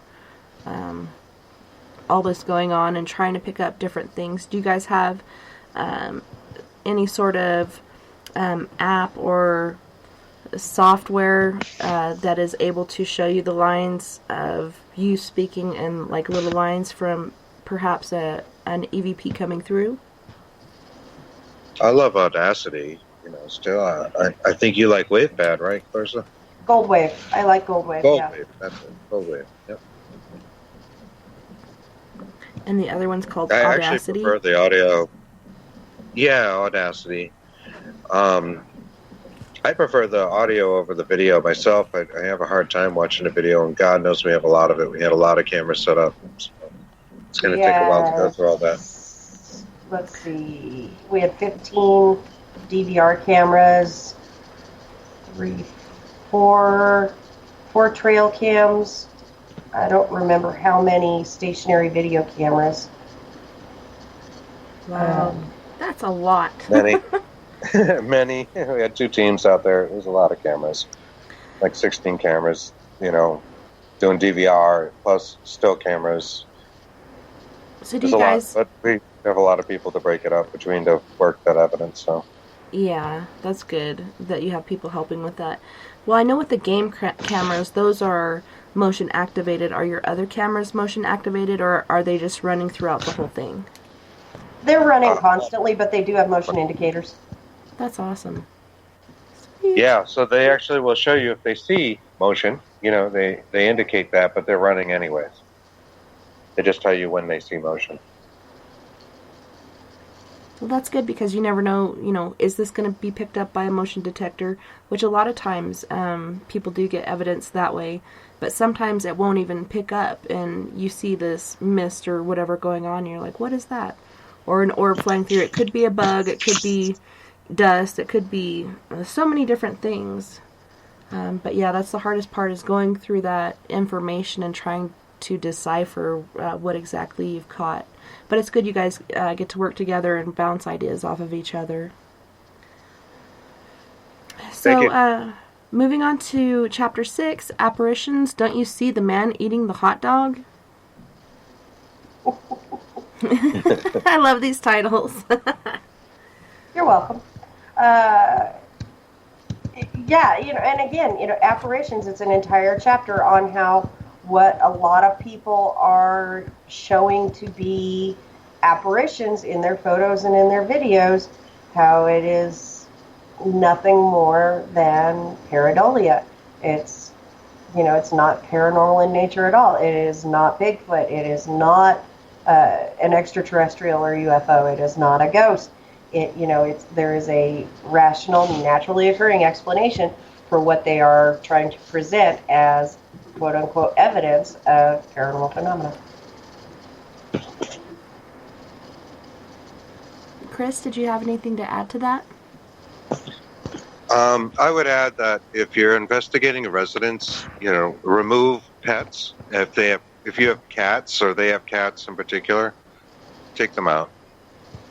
Yeah. And I know where that's coming from. Chris actually had he actually participated on an investigation where there were animals present. And it caused a little bit of cats are wonderful. I mean, they love to just kind of like sort of get in the picture, sort of like inch around, or you don't know that they're even in the room. They're under a bed, and you're looking at a DVR camera, and they peek out, and sure enough, it triggers the motion. Yeah, or all of a sudden, you see these 2 little eyes looking at your camera, and you're like, where'd those come from? It's a demon. Not a demon. Demon cat. It's your pet. Look out. Well, and they can kick up dust as well, and cause dust to fly and orbs to be seen, and or different sounds. I know I watched this one video where this cat went flying through the room so fast they couldn't really tell what the heck was that, and eventually they realized, that was just the cat on premises. So it is a good idea.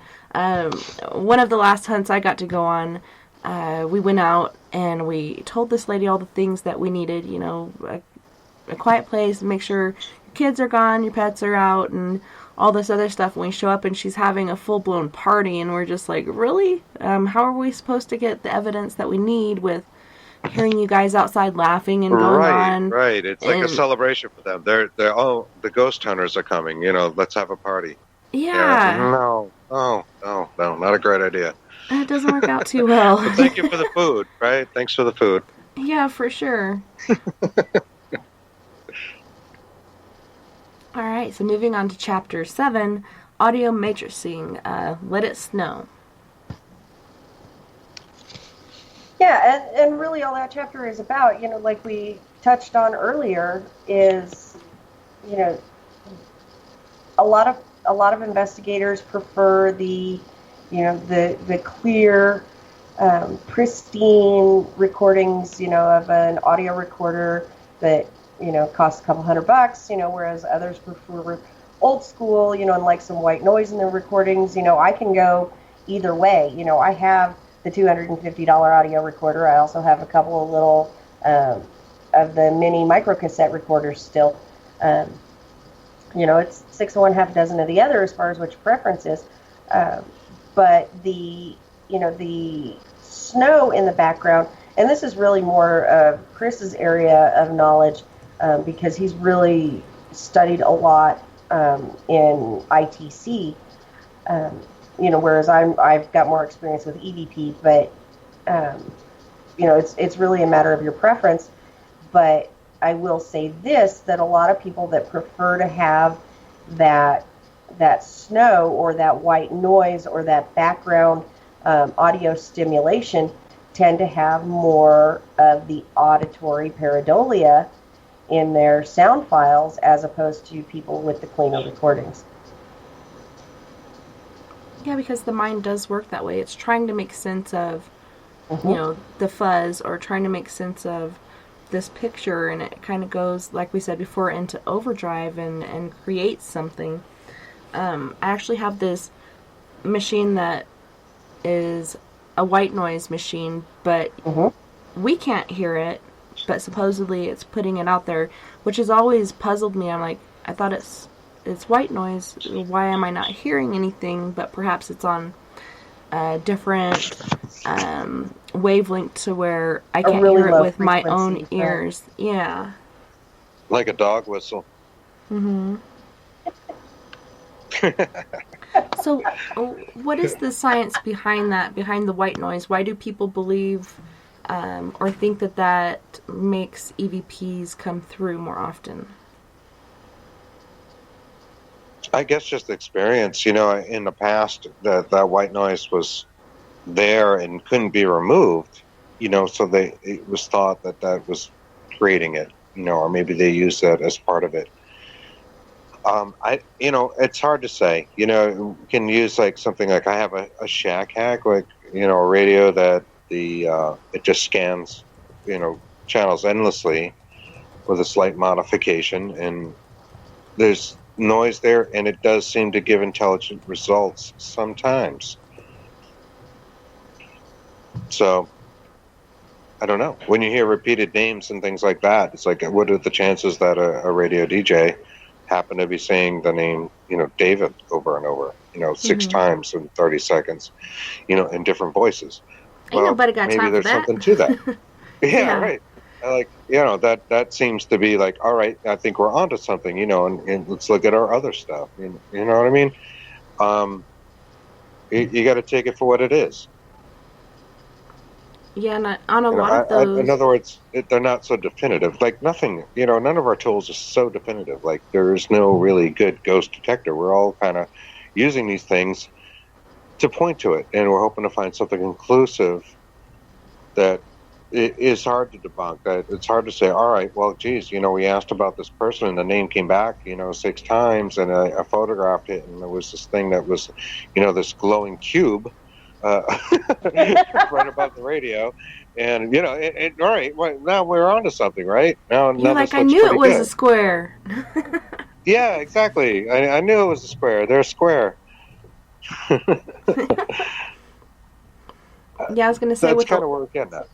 Yeah, with a lot of this equipment, it comes with this paperwork, and it tells you, make sure you're 18 and over, make sure you're of sound mind and body, you don't have any schizophrenic tendencies or any mental disabilities when you're using this, and it always kind of scares me. I'm like, why? What's going to happen? And they what if, all say for entertainment purposes only. Yeah, and we also tell people when we go out, a lot of this equipment is experimental.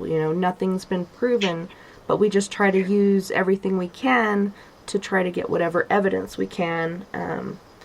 I think the more the better. You get different things, and you get something pinpointing, like you were saying, the name coming through repeatedly. Like, what DJ's going to say that repeatedly? Dave's not here, man,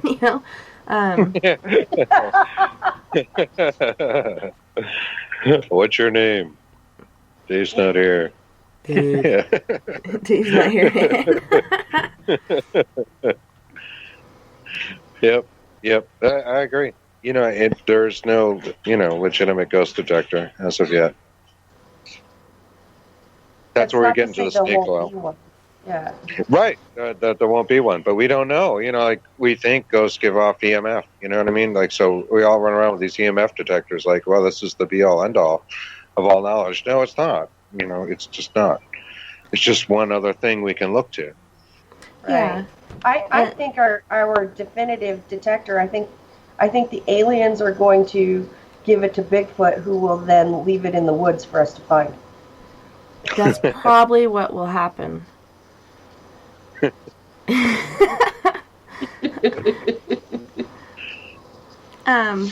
That was totally an inside joke between Chris and I, but it was appropriate and very applicable. Yes. And it brings me to Chapter 8, Sasquatch and UFOs. Dude, I saw Elvis dressed as a Yeti in a spaceship. And actually, Elvis was eating a peanut butter sandwich, but there wasn't enough room for all that text on the page. Yeah, with bananas on it. Yes, peanut butter and banana sandwich. And a dingle. And a dingle. See, I was trying not to go there. Yeah. So now we have to explain it. There are pictures in this book. And I was creating one of the images for that chapter. And I found this really cool image of, I think it was Stonehenge, and and there's a UFO, overhead, and so I slapped a Bigfoot on there, and I showed it to Chris, and I'm like, "What do you think?" And he goes, "Well, I like it, except Bigfoot's got a dingle." I'm like, "What are you talking about?" He goes, "It's right there." And so I'm looking, I'm like, "Oh my gosh," and I was too. There was a sort of third leg there. I was so discombobulated. Chris had to take the photo, that he had to take the image that I had created, and he had to take it and go remove the dingle. Yeah. We got to edit that out. Kids might be looking at this book. Children may read this book. Yeah. We can have that. Yeah. I mean, that would totally take away from our professionalism and our credibility if we published this book with this photo of Bigfoot having a dingle. Yeah. Yeah, it's like, if they all had dingles like that, I think we'd have found them by now, because they certainly would have been able to reproduce easy. Yeah. Definitely. Impressive.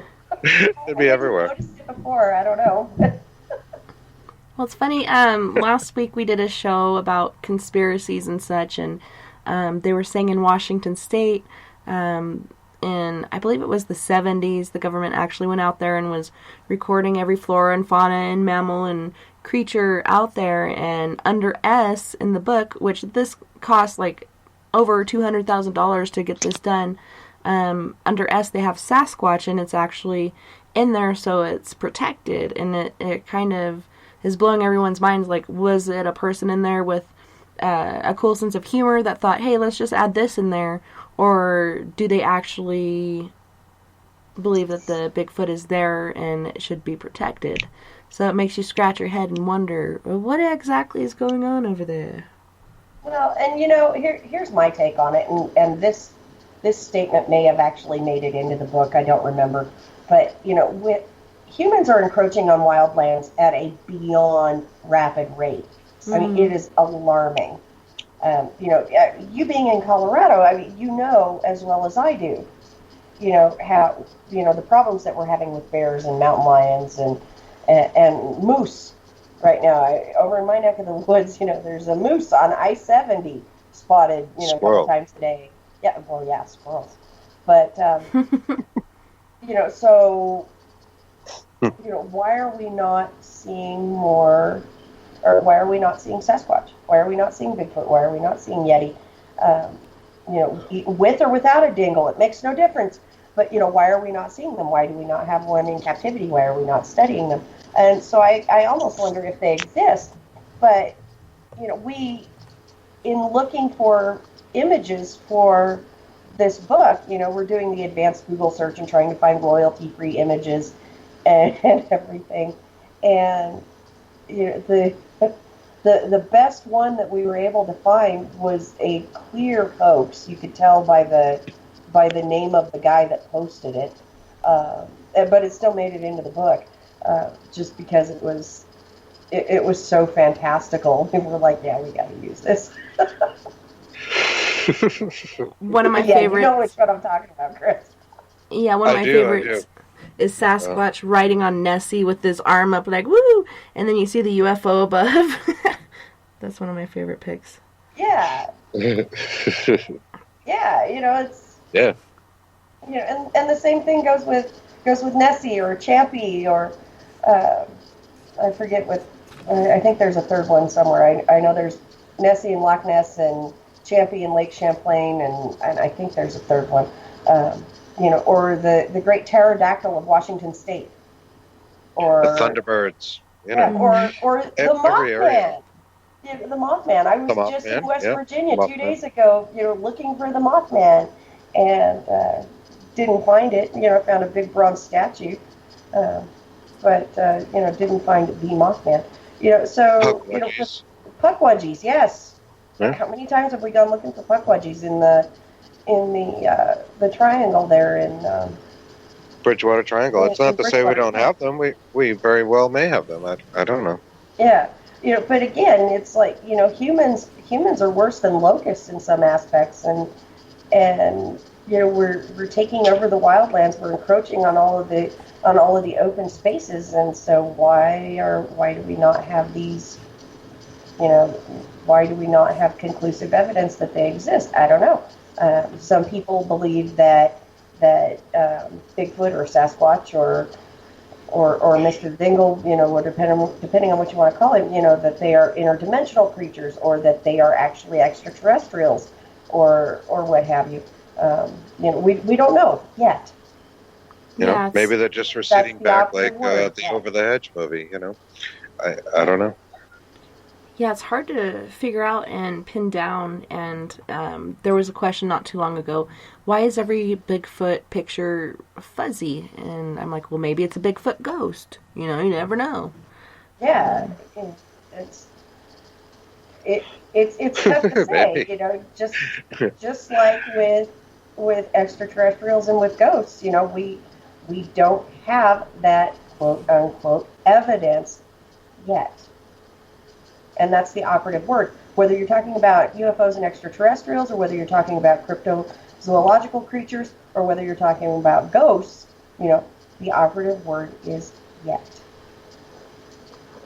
Yeah. And it's hard to scientifically prove this stuff, because the scientific study says you have to have a sterile environment, and you have to have this thing, whatever it may be, repeatedly. You got to have it come through repeatedly. So is it really able to be scientifically proven?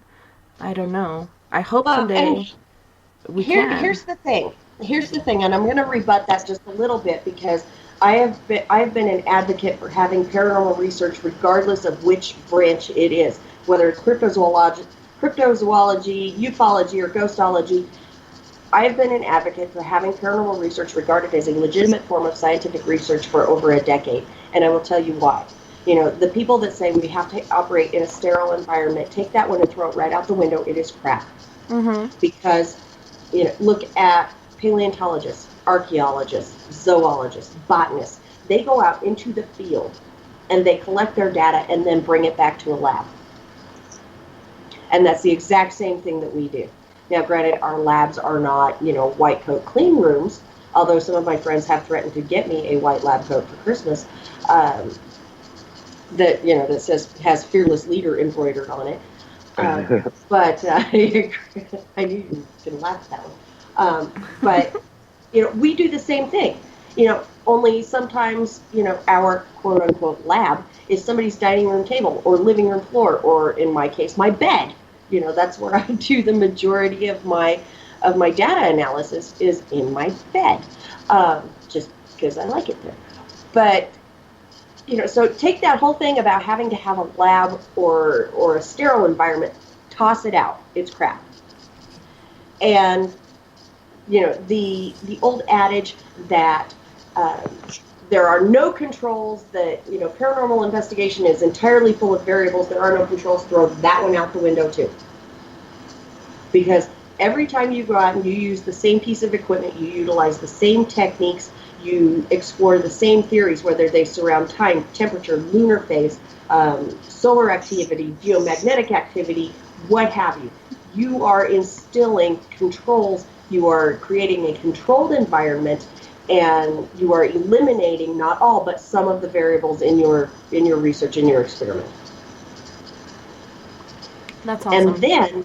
And then by doing that, if you obtain potentially credible data, then you can go back and try to replicate it. And oftentimes you can.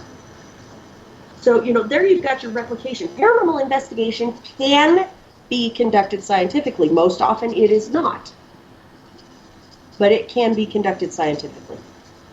Yeah, there's just certain steps we need to take, and we need to record all the evidence, like you were saying, temperature, fluctuations, all kinds of different stuff. So it can be done. I ran an 8-year experiment on that very thing, just to prove that it can be done. Now, people don't like to do it because that's not as much fun. They want to break out different pieces of equipment. They want to test new theories, and there is absolutely nothing wrong with that. But when you are adding in more variables, you're removing the scientific aspects of what you're doing. It's becoming less and less scientific and more cluttered playtime. Yeah. And lots of woo. Yes, woo! lots of woo. So in Chapter 9, Investigation Divination, say that 3 times fast. Yep. Really, that one talks about, the dreaded Ouija board. And it talks about pendulums and dowsing rods. And essentially the point that we're trying to make with those is you cannot prove the paranormal with the paranormal. And, the use of divination, whether it's tarot or oracle cards or dowsing rods or pendulums, those are, believe it or not, those are actually paranormal. They cannot be scientifically proven, especially when you're using things like dowsing rods and pendulums and such, and even, talking boards, spirit boards, Ouija boards, whatever you want to call them, because they can be manipulated, whether consciously or subconsciously, they can be manipulated. And so to even consider using them, during a paranormal investigation, regardless if you're looking for evidence of extraterrestrial activity, whether you're looking for cryptids or whether you're looking for ghosts, using those types of tools is really not a good idea. Just because, they can be manipulated, whether consciously or subconsciously. If you've got somebody who's less than ethical, they're going to go out there with their dowsing rods, and when nobody's looking, they're going to, tweak their wrists, and, the dowsing rods are going to cross. Look at that. Or, they may have the best of intentions, but, again, you've got the psychosomatic aspect of it, and so they're walking along the woods, and because, or in this creepy old house, or, or out in the desert, and because they want to find something so badly, they may not realize that they're doing it. But, they could potentially, manipulate those dowsing rods without even thinking about it, thus giving themselves a false positive. Yeah, the subconscious is so powerful, and that has often been a question. The first time I used dowsing rods, like, my body started to shake, and they just felt like so heavy. I was trying to hold them up, and they were very active, and I've had a lot of good outcomes with them. But you ask yourself, is this being manipulated by a ghost? Are they answering it? Some people say that it's your psychic intuition picking up on their answers and answering it through subconscious tics. I mean, there's so many different variables, like you were saying, that could be going on. And so it's not a tool that you could really use and be like, well, this is what I got. We've picked up lots of things. Once in Kingman, Arizona, we had been coming back from Vegas. Yeah, it's so active. But we were coming back from Vegas. We stayed the night there. We were communicating with the ghost with the dowsing rods in our room. And the next day, the kids were like, hey, can we do this after breakfast? Because the adults and Grandma were still eating. And I was like, okay, so we're using it. It's pointing us. It takes us to this pool that's gated off. And we're asking names. And you can do it by clicks, A, B, C, whatever. And supposedly it was a little boy named Billy. And his little sister had gone in the pool and was drowning. He didn't know how to swim, but he still jumped in and tried to save her, and he ended up drowning too. But we looked it up, and we couldn't find any evidence of that, whether the family didn't want it in the media or what was going on. We couldn't find any evidence of them actually existing. But I do like using them, but like you're saying, there's different things that can just, make it bugger up your investigation, and it's better to stick with the more commonplace tools that give you the right readings time and time again, and you're not getting the subconscious tics or whatever else may be happening. The wind, who knows? Well, yeah, that's what it is. Like, it's a who knows kind of thing. And it's not to say that the subconscious cannot pick up on paranormal activity or that the tools never work. They certainly do, and certainly in skilled hands, they can be good. But it's just like, if you're new at this and you're walking out with dowsing rods, and while they happen across, is this evidence of a ghost or water even or whatever? No, not necessarily. The phrase, I used this in our other interview, get a grip, comes to mind, The Ouija board starts to move. I mean, are Ouija boards inherently paranormal? No, which is an unusual thing, because when we went to that S.K. Pierce mansion, the caretaker actually asked us that. They're like, hey, you guys aren't using, like, Ouija boards or anything, are they? Like, again, woo, no, we don't have any Ouija boards, but if we did, I really don't think the devil would have come up. Yeah. I don't think we would have made it more haunted or anything. There wouldn't have been any deaths associated with the investigation. Yeah, and people do have their paranoia about certain tools. I, for one, I don't like using them. I have used a Ouija board once in my life, twice in one day, and was actually able to talk to my mom, but then my dad's like, well, how do you know that was your mom? It could have been somebody else trying to fool you, and, it kind of just made me sit and think, and I've never wanted to use it again. My mentor, Kat, and her daughter would use one, like a cell phone, all the time. Hey, you want to come over and use the Ouija board with us? And I'm like, no, but if you want, I'll film. Well, let me ask you this question then. How is using a talking board, a spirit board, or a Ouija board, how is that any different than conducting an EVP session? Yeah, exactly. And that's a big point that a lot of people have made. Like, these are all tools to communicate with the other side. What makes the Ouija board different than any other tool? I think it's just a matter of being educated on what you're using and using it correctly. And a lot of people freak out and just leave it open and don't close out the session. So who knows what could happen after that. But it just weirds me out that they're selling these in Walmart. You can't go to Walmart and buy EMF thing or dowsing rods or whatever other paranormal tools that we use, but you can go there and buy Ouija boards, and it's just, being manufactured and, out there for kids. What better way to, open up portals and let evil take over the earth and put it in the hands of kids that don't know what they're doing? That's being paranoid. But it is a good idea if that is your plan. Well, ultimately, it is a piece of cardboard. I think it's the focus and associations that go along with it that hold a lot more power than the board itself. Yeah, and I think a lot of it is all in intent as well, and You're exactly just, the intent. yeah, Those and associations, like this is supposed to do this, so if I focus on it and something happens, well, okay. But was it really the printed piece of cardboard? yeah, it could have been something else completely.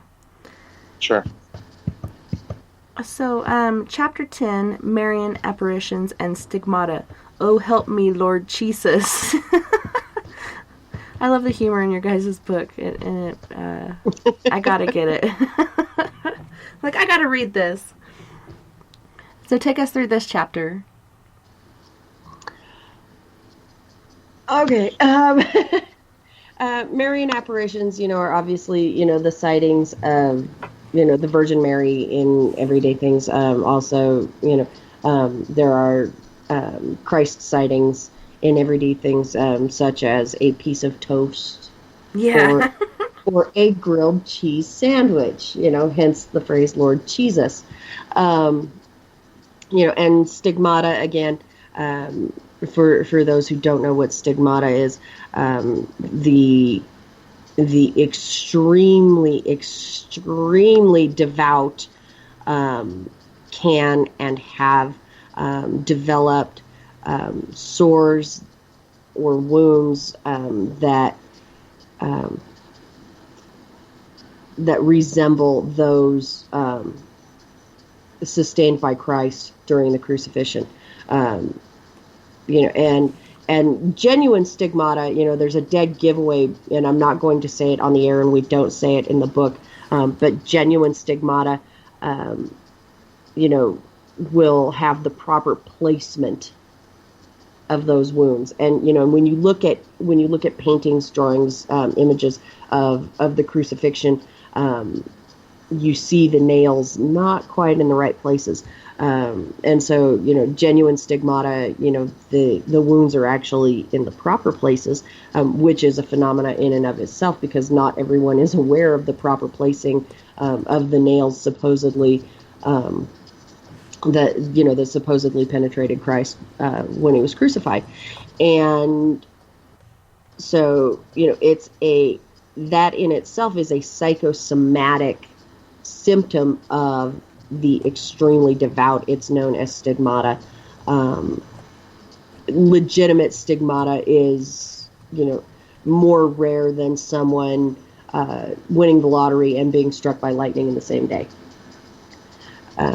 But it has happened throughout the centuries, and and it's an actual thing. And the same with Marian apparitions.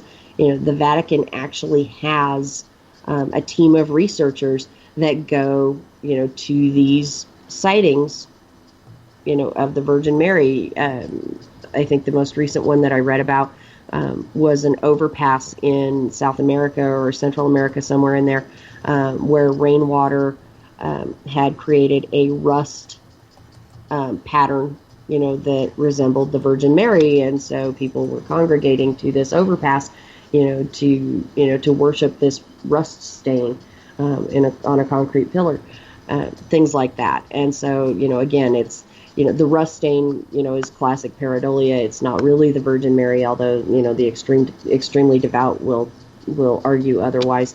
And of course, the stigmata is a psychosomatic result of being extremely devout.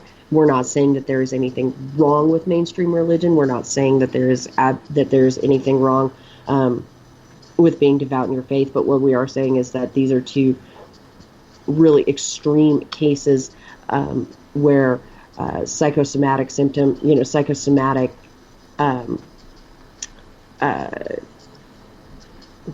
I just lost my train of thought. Where pareidolia is a result of being extremely devout, as well as a psychosomatic result of being extremely devout. And oftentimes, when you are researching the paranormal, whether you are researching extraterrestrials and UFOs, or whether you're researching cryptids, or whether you're researching ghosts, at some point in time, religion will come into play.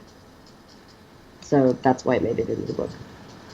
Well, it often does, because, we're all raised a certain way. Some of us are raised in a very religious household, and some of us aren't around religion whatsoever, but I've seen it play a part in so many people's lives with their paranoia, and even making themselves sick over certain things. And it's like, man, you got to get past this, because, yeah, I don't know. It's crazy, but I like what the Dalai Lama says as far as religion, and not to put other religions down, because religion to different people is like medicine, but taking too much isn't good for you, right? So, I mean, I don't know, people can just take things through their minds and their subconscious and then create so many different issues.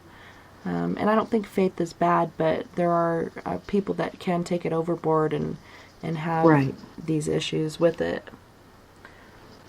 Well, we got a minute to go before we are on our second break. Anything else you guys would like to say about that chapter? No, I think we covered it.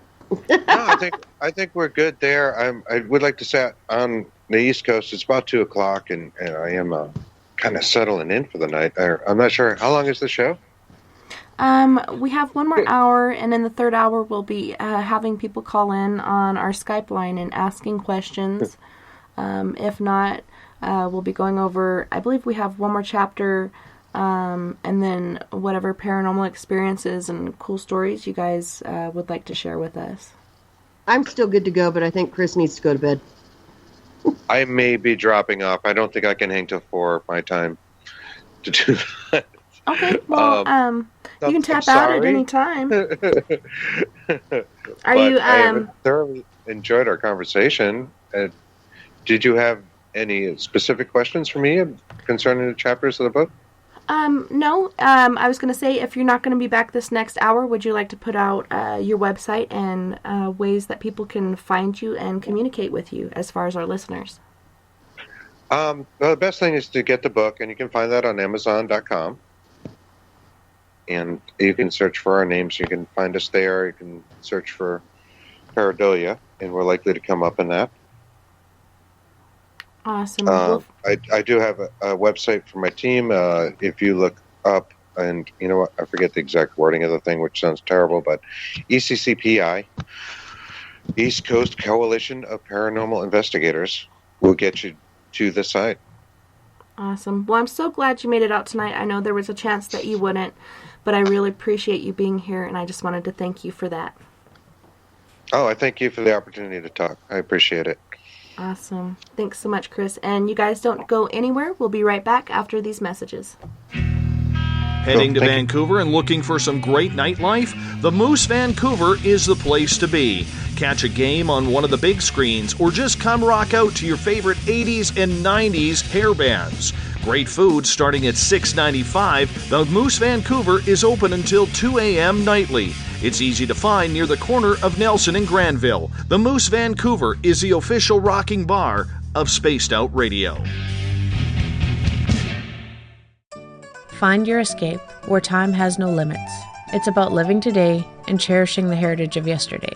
A spirit of adventure for what is new, with the nostalgia of the past. Your timepiece is a reflection of who you are. Life surrounded by beauty, from the world around us to the soul within. EscapeWatches.com. There is no time like the present to enjoy your escape. Use promo code SMF2017 for your 20% discount today. Coming September 28th to the 30th, it's our first annual Caribou Paracon, put on by Spaced Out Radio and the Canadian Society of Questers. 3 days of paranormal, supernatural, and spiritual knowledge in the beautiful 108 Mile Ranch, British Columbia. Tickets are $150 Canadian for the event, being held at the Spruce Hills Resort and Spa. Come watch our featured speaker, Grant Cameron, along with Lorian Fenton, David Weatherly, Ross Allison, and more. The Caribou Paracon, celebrating everything paranormal.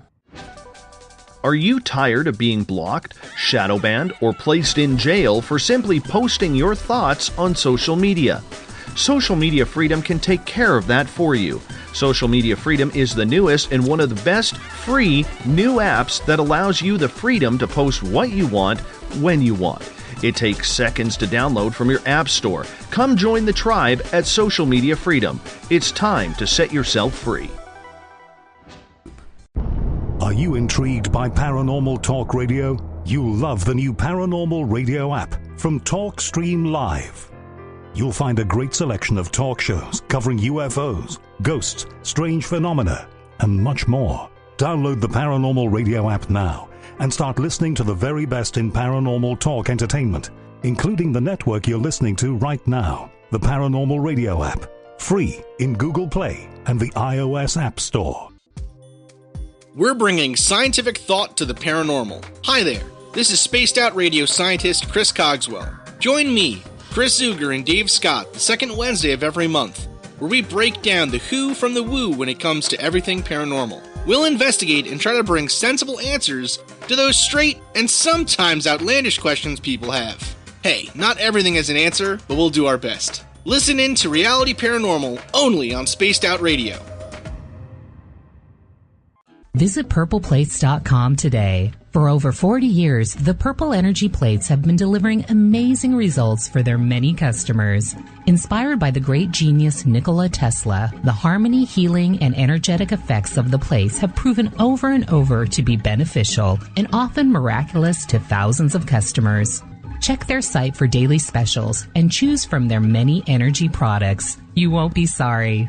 Visit them today at purpleplates.com. When it comes to the news, we look for the stories that the mainstream won't cover. Welcome to Spaced Out Radio's The Encounter. This is News Director Everett Thiemer. The Encounter is about the weird and strange stories that occur daily, and we scour the world looking to bring them to you. You can hear me with Dave Scott every Monday through Friday in our Encounter news segment. Read us online at spacedoutradio.com or check us out and give our Facebook page a like at SOR The Encounter. So come give The Encounter a read. Are you an experiencer? Have you had run-ins with strange creatures you can't explain? ETs, Dogman, Bigfoot, werewolves? They're enough to scare the daylights out of anyone. Hi there, I'm Butch Witkowski from your 4-Cop. And on the last Monday of every month, you can listen to me and the host, Dave Scott, talk about the weird and the strange being reported on Spaced Out Radio. I'm going to bring my investigations and sources, you bring your experiences, and we'll figure out the rest together. Strange Days on Spaced Out Radio. Come tune us in at spacedoutradio.com. You hear footsteps in the empty room above you. Don't be afraid of the things that go bump in the night. Reach for Spirit Storybox, the iPhone app the Huffington Post UK called the only ghost hunting app you will ever need. Spirit Storybox. The spirits are telling their stories. Are you listening? Are you interested in advertising on Spaced Out Radio? Head to our website at spacedoutradio.com and click on our advertising tab. There, you will find an assortment of ways you can get your product out there with us, from radio commercials to banners and social media. Have a product you like our hosts to endorse? We can do that too. Visit spacedoutradio.com for more details. Looking for nighttime adventure? Old school radio that delves into everything out of the norm? Then check us out at Spaced Out Radio. This is Dave Scott. Every Monday through Friday, starting at 9 p.m. Pacific, midnight Eastern, we're going to take you on a wild ride ranging from conspiracies to true crime and every ghost, alien, and Sasquatch story in between. We're always live, and we're always interactive with you. So join us at spacedoutradio.com, where together, we own the night. Find yourself constantly looking up in the sky, looking for answers? Have you had extraterrestrial contact? Are you an abductee? Looking for answers to your experiences? Hi there, I'm R. Keith Andrews, Spaced Out Radio's resident ET expert. Join me live the first Friday of every month, where I take questions from the Spaced Out Radio chat room and help you understand those from the far-off world. It's 2 hours of knowledge every experiencer should listen to. Hope to see you there. Tonight's show and topic of discussion do not necessarily reflect the opinion of Spaced Out Radio, SOR Media, or its hosts. Listener discretion is advised. It's hour number 3 of Spaced Out Sunday with host Tessa Nicole Thomas. Follow Tessa on Twitter at TessaTNT. Our website is spacedoutradio.com. Now back to the Rocky Mountains. Here's Tessa. Hey guys, welcome back. It's so great having you, and we are still here with Clarissa Vazquez. We lost Chris this last hour. He's got to get to bed as he's a single dad, and the holiday weekend as well as being a parent is very draining. But thanks so much for coming back, Clarissa. It's great to have you on. Oh, I'm having a blast. Let's go all night. All right. We have an after party, too, that we always do on Skype. And we have all kinds of fun making faces at each other and talking about random stuff. And last night, we were up till 6 in the morning, my time, which I believe is your time as well, sharing songs and stuff. And I looked at the clock. I'm like, holy shnikes, it's 6 a.m. already. I gotta go to bed. But we left off Chapter 10. We're moving on to Chapter 11, correct? Let's see. Chapter 10 was Married Apparitions and Stigmata. Yes. So Chapter 11 is Investigation Equipment, Science, or Snake Oil. Dun dun dun. Yeah, and we already touched on that a little bit earlier in the evening.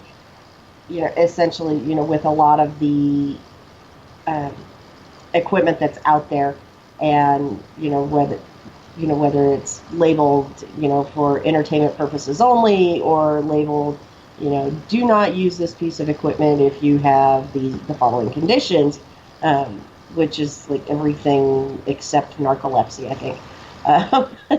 But a lot of the newer stuff that comes out there is, really, is it a legitimate and useful piece of equipment? Or is it, just take my money, please, kind of thing? And, one of the big things that we touch upon in that chapter are the apps, the digital apps, and which we are, and I say we because I speak with Chris also, we are not advocates of the apps for cell phones or tablets, simply because cell phones and tablets are not designed to do what the apps claim they can do.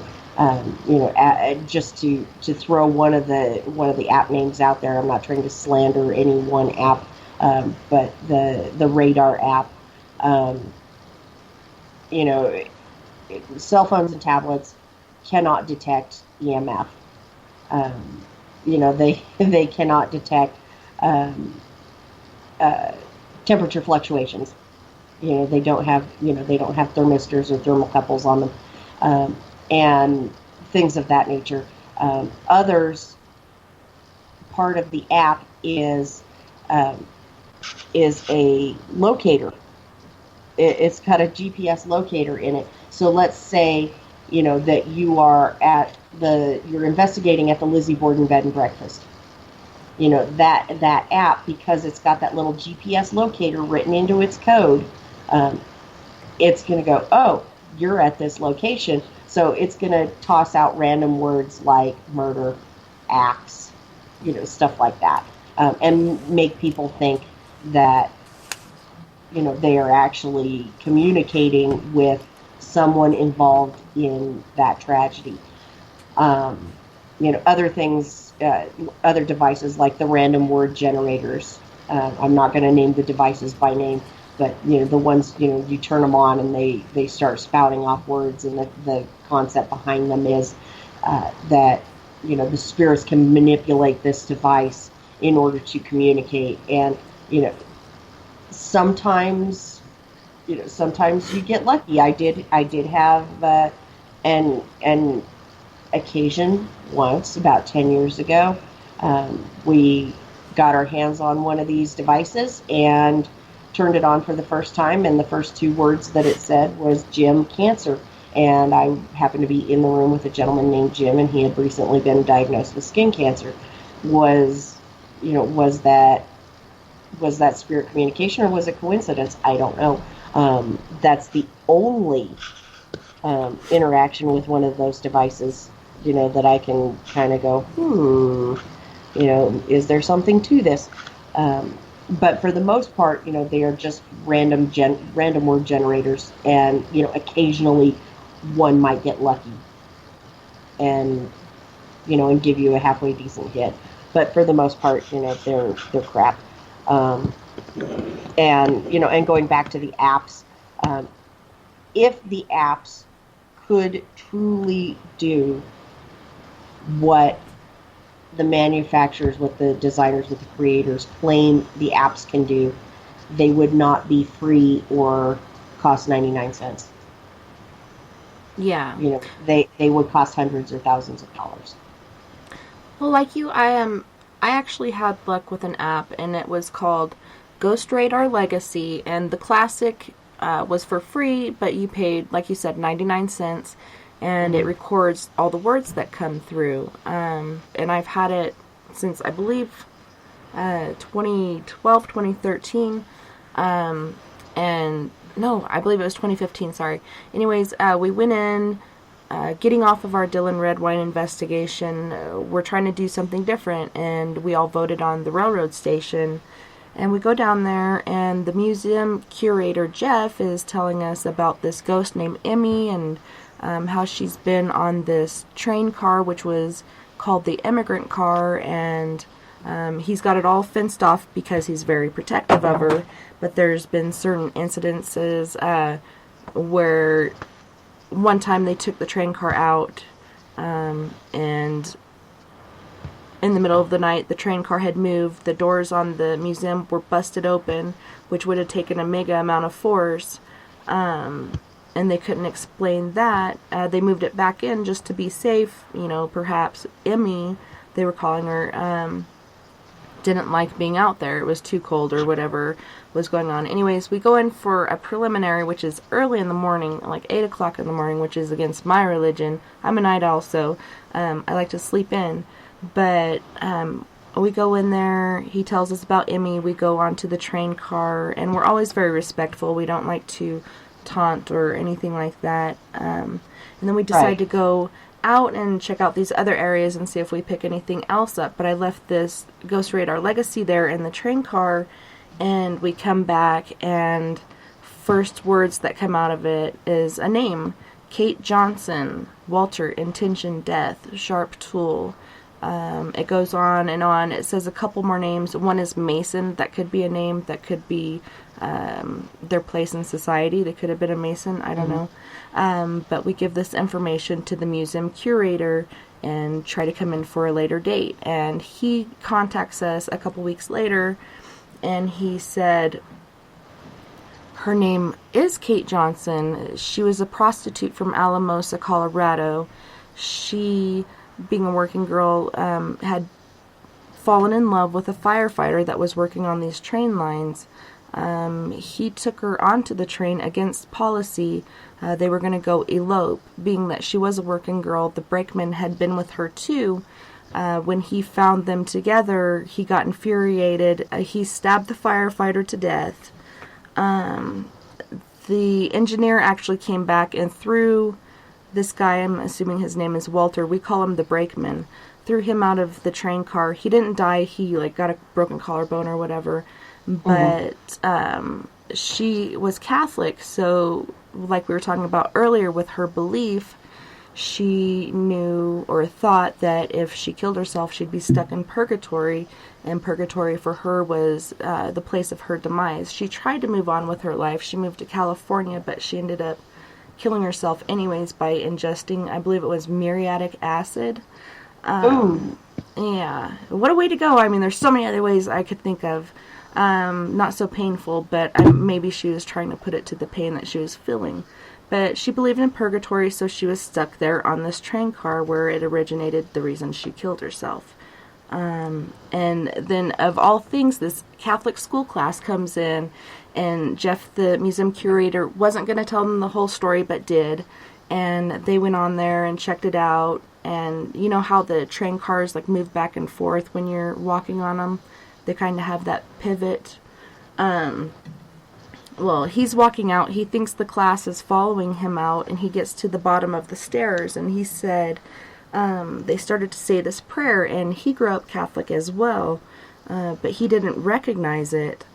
And he said the hair on the back of his head or neck raised up, and then they came out, and he asked them what prayer was that, and they said it was a prayer of release from purgatory. So I went in like the week after not knowing this, and he's like, can you go back there and see if she's still there? I think she's gone. And he told me all about the class that had come in and everything, and went in there. You didn't get the feelings that you got like going up the stairs into the place, and the deeper you got in there, the worse the feelings got. She was gone. But then 3 months later, she did come back because there's a little girl ghost there named Emmy that she protects from the brakeman, who is also there.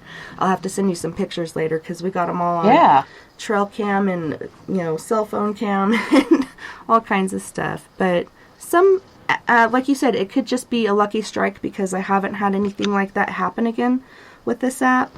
Or there could be something more to it. I wouldn't put a lot of weight on it, though. Yeah, like I said, I don't put any weight into them. Yeah. And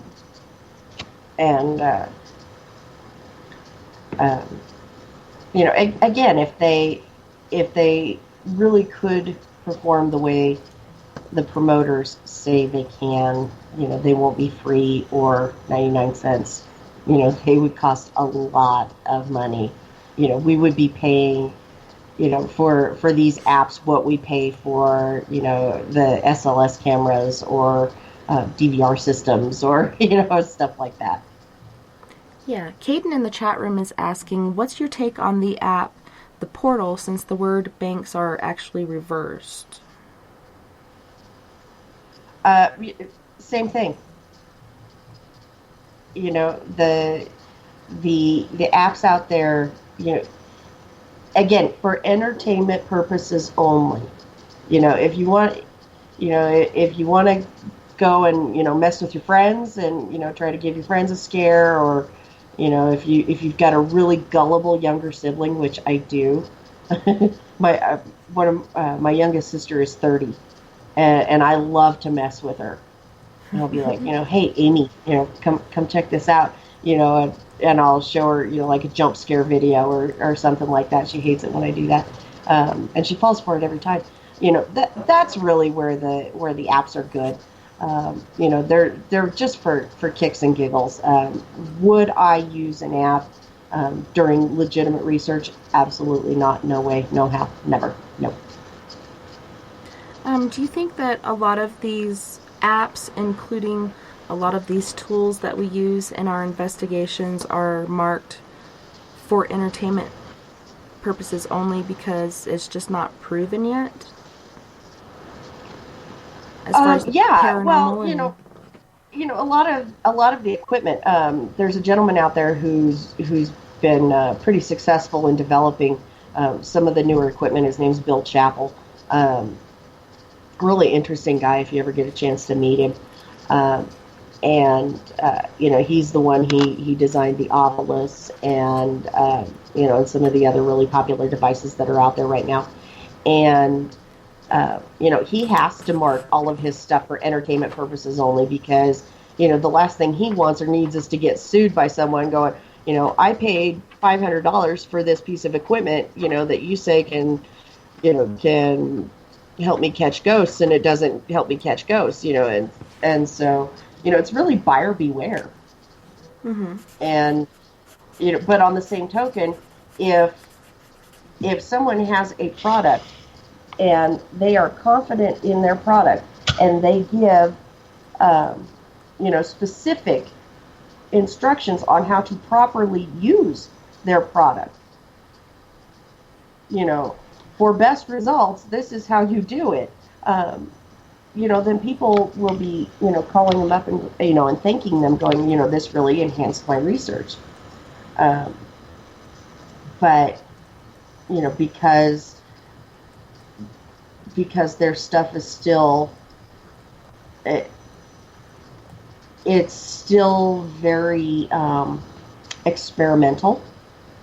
They have to label it for entertainment purposes only, and so it with a lot of the equipment and a lot of and especially the apps and stuff, it's buyer beware. And so you really have to ask yourself when you're looking at the next best thing. You have to ask yourself, is this science or is it snake oil? Am I wasting my money? Yeah. So how do you feel about all the equipment you've purchased? Do you feel like you've wasted your money, or do you feel like one piece or another has come through time and time again for you? Some of it is very worthwhile. Other pieces of equipment, I'm going, oh gosh, why did I buy this? And it's now collecting dust. There are other pieces where I was a really, really big fan of it in the beginning, and then I was able to debunk the piece of equipment.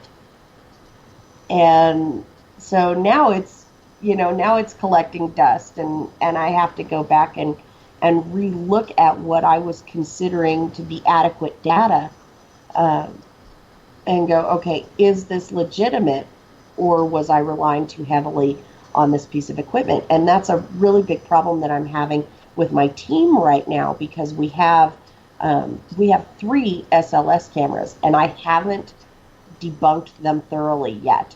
I haven't been able to figure out what makes them tick.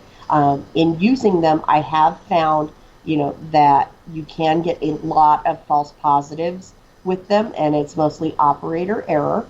And so I keep telling my people, do not rely solely on the SLS camera. If you've got an SLS hit in conjunction with an EMF fluctuation, or in conjunction with an EVP or a disembodied voice, or if or a moving object or something of that nature, then look at it as a credible piece of data. But you can't just sit there and stand at the screen and it's going anomaly detected, and you're seeing a stick figure on the screen and you're going, oh my gosh, there's a ghost standing right in front of me. But on the flip side of that, we did have one instance where we had an anomaly was detected. We had a stick figure on the screen, and one of my investigators, he walked up to where the stick figure was and reached out his hand, and the stick figure stuck their hand out, and it appeared that they were shaking hands. Oh, that's super cool. That was really compelling for me. Was and he I able... went, Oh, go ahead. What were you saying? I'm sorry. I didn't mean to interrupt. Oh, no, I was just saying, that for me, that was a compelling piece of data. So when this happened, did the investigator feel any sort of tingling or hair raising or anything on his hand? No, but the Mel meter that he uses is a Mel REM hybrid, and as soon as he walked over and was shaking hands, with the stick figure that he could not see with his eyes, the REM pod feature on his Mel meter activated. Wow. So we had a little bit of validation right there. Yeah, it's funny. I haven't had the pleasure of owning any of these cameras with the stick figure and such, and I know there's 2 different ones. One's the SLS and the other one is the Connect, right? One is the Connect and the other is the X-Cam. They're both X-Cam. SLS. They're both SLS cameras. It's just two different technologies. Okay. But we do have the Connect on our Xbox, and we had a couple situations that made all of us want to unplug it. When the kids are playing on it several times, it did pick up a figure that was not there, and it'd really freak them out. Our house is very haunted, but then after that, we're sitting there and nobody's on the game console or anything, and this Connect starts moving and looking around the room, and we immediately unplugged it and put it away. But yeah, and it's the exact same technology. It is the exact same technology that the Kinect SLS camera uses. So I don't know. Maybe your Xbox was picking something up. I don't know. I wasn't there. Yeah, the first one, with the kids seeing this figure being mapped out that's not even there, that to me seems paranormal. The one on the other end where we're just watching TV and it starts scanning the room and it's not even activated, we're thinking perhaps a hacker or some other stuff going on. Somebody watching us that shouldn't, so we just unplugged it. Because we've got 4 kids in the house and all we need is a perv looking through a camera at us watching TV. I mean, I don't know. It's weird. But like you said, it could have been something else. Yeah. So, again, it's, with the equipment, it's kind of buyer beware. And, if you can get one piece of equipment giving you some aspect of data that, and then you can back it up or validate it with another piece of data, whether it's another reading on a different piece of equipment, or, you get an EVP and you capture an object moving in conjunction with, whatever data you're collecting, then you could be onto something. So what is the biggest piece of definitive evidence you guys feel like you've found so far? Well, and again, we don't call it evidence because evidence is something that you present in court, and you can back it up with proof. What we have is data, which, again, data can be confirmed or disputed. And again, that falls back on to, utilizing the scientific method. But we've got a lot of really cool EVPs, and in fact, my favorite one we actually captured last year with a GoPro camera. Nice. And we had the investigators were in plain view of the camera, and so we were able to see that it wasn't one of the investigators talking. But the investigator that actually found it, when she was reviewing the GoPro footage, she called me up one morning. She says, "What are you doing?" I said, "I'm sleeping." And she says, "Well, get dressed because I'm in your driveway." And so she says, "You're not going to believe what I pulled off of the GoPro." And she played me the video footage. And this case, we ultimately had to refer to clergy. Even though I'm a seminary-educated, ordained minister, not just, the online poser, where you fill out the form online and they send you your certificate. I actually went to seminary and became educated. This was still out of our scope of services that we offer. I was not comfortable tackling this by myself. We had to refer this case to clergy. But the soundbite that we pulled off of this GoPro was a little girl's voice shouting, "I don't want to die, Mommy." Aww. And, for anybody that's been in this field long enough, you already kind of know what I'm hinting at with this. When I say we had to refer it out to clergy, and what a child's voice or a child's presence can be an indicator of. And that was actually the conclusion that we came to after investigating this location 3 separate times and getting the same indicators. We didn't get the child's voice every time, but we had other indicators that were pointing us in that direction. And and I finally called it. I'm like, I'm not going to put any more people in front of this. We're going to refer it out. Yeah. Well, I can see where that original one where she's screaming to her mom or whatever, she doesn't want to die. Yeah. I could see that being residual, but I could see some, like you're not outright Mhm. saying, but I'm picking up Right. what you're putting down, some Yeah. demonic force picking up on that energy, and what not to trust than a child that looks Right. innocent and needs your help. I can see that first one being a residual haunting, not, I can't think of the word, not intelligent at all. It's just a residual, a recording of something, and this demon picking up on that and then trying to manipulate people in that household and cause other Right. trauma. Well, That's we so were also spooky. catching knocks in sequence of 3, growling, we essentially had all of the indicators except for the sulfur smell. Mm-hmm. There were, the bug infestations and, and other key indicators. We had everything except the sulfur smell. And I'm like, yeah, no, I'm not putting any more of my people in front of this.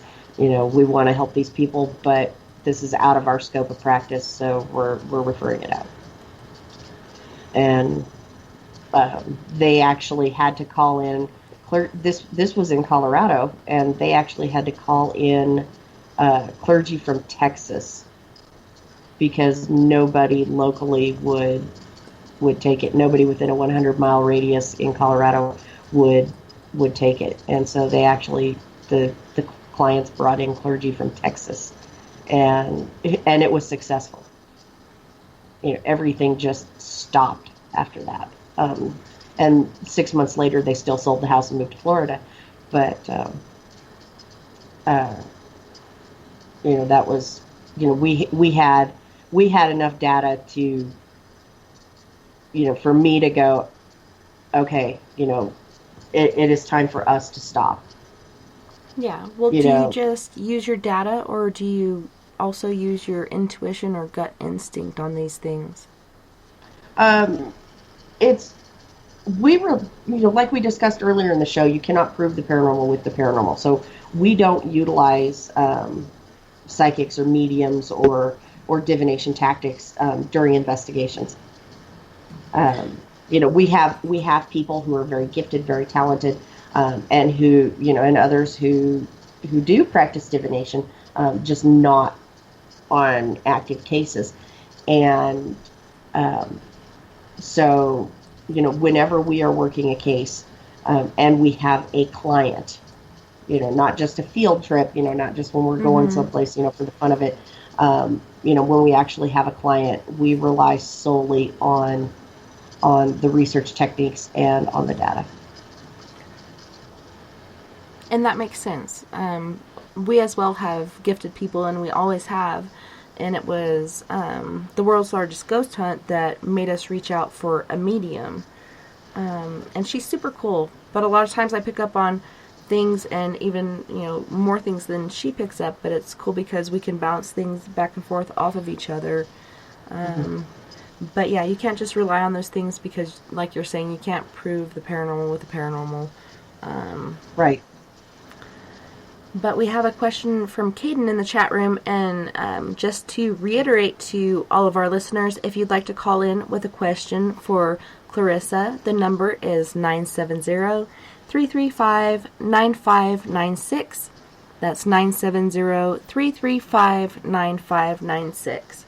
But Caden in the chat room is asking, so Clarissa, since you do not trust technology, do you trust Ouija boards?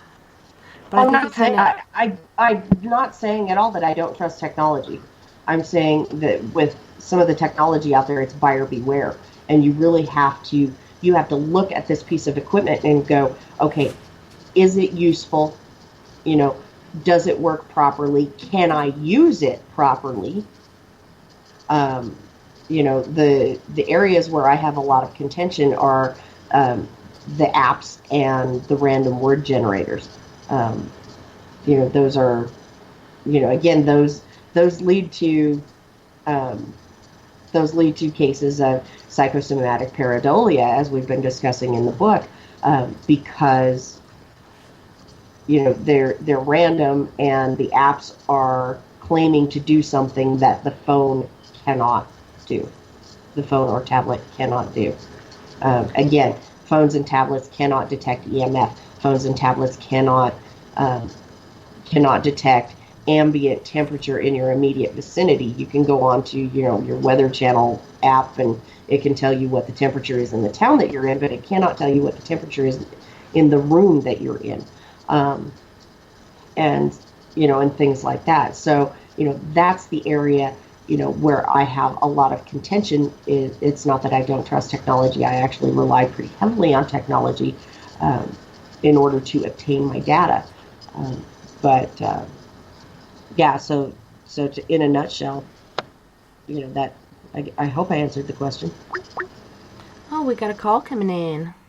Oh, cool. All right, we got area code 330. Area code 330. Who are we talking to? This is Moonlight. How you doing, Tessa? Who is this? This is Kevin. How you doing, Tessa? Good, Kevin. How are you? I'm doing pretty good. I just got into the show here on the last minute, and I heard you guys were talking with pet owners and ghosts and spirits and all. Pet owners and ghosts. No, we were talking to Chris and Clarissa. Clarissa is from Colorado Coalition of Paranormal Investigators, and they work together on a book debunking common paranormal myths and exploring psychosomatic pareidolia. I don't know who told you that. I'm sorry, Kevin. You got punked. I swear. Jeez, some people's kids. What's going on? So when I see the face of Mary in my toast, is that what we're talking about? Absolutely. There's even a chapter in the book about that. All right. Well, I've got these great birch doors all around the house, and every time you just like stare at them, you'll see all kinds of stuff in them, and sometimes I swear to God they change, so they're just like outrageous. The grain and everything in them, they're really wide and stuff, and they're incredible. And but anyways, I guess that's a little too much, but I just wanted to call in to say hello, and yeah, I thought we were going to talk about my pets and stuff, and the spirits of some of the ones that passed on, and but I guess not. So Aww. Well, you can still talk about it if you want. Like, we're talking about the paranormal and things proven and not. If you want to talk about that, I'm all up for it. Clarissa, you? Sure, bring it. Well, what do you guys the things proven and not? I still want to talk about Dogman. There's a lot of sightings right around my area, and Butch Wachowski has been talking about sightings just 20 miles north of here and 20 miles west of here, or east of here, and he's had a lot of reports about that, and I'm like, I'm dying to go out and investigate, but I can't get any exact locations and stuff, so I guess I'm just going to have to get out in the woods here this fall and just start kicking around until I find something. Carrying my revolver with me and stuff, but maybe even spend a couple nights out there till a farmer kicks me off his property. Yeah. Well, I have pull heard... the old hippie code. Yeah. No squatters. Squatters are not allowed. This is my rock. But I have heard a lot out there about recent sightings of Dogman, and not only Dogman, but wearing certain armors and carrying spears, and I'm just like, is this another dimension coming through and we're just seeing something play out in this other dimension on our realm, or what the crack is happening? Like, I can't wrap my mind around it, but I do believe that anything is possible, so I'm not going to cast it aside. But I would like to see it for myself. What are your thoughts, Clarissa? Wow,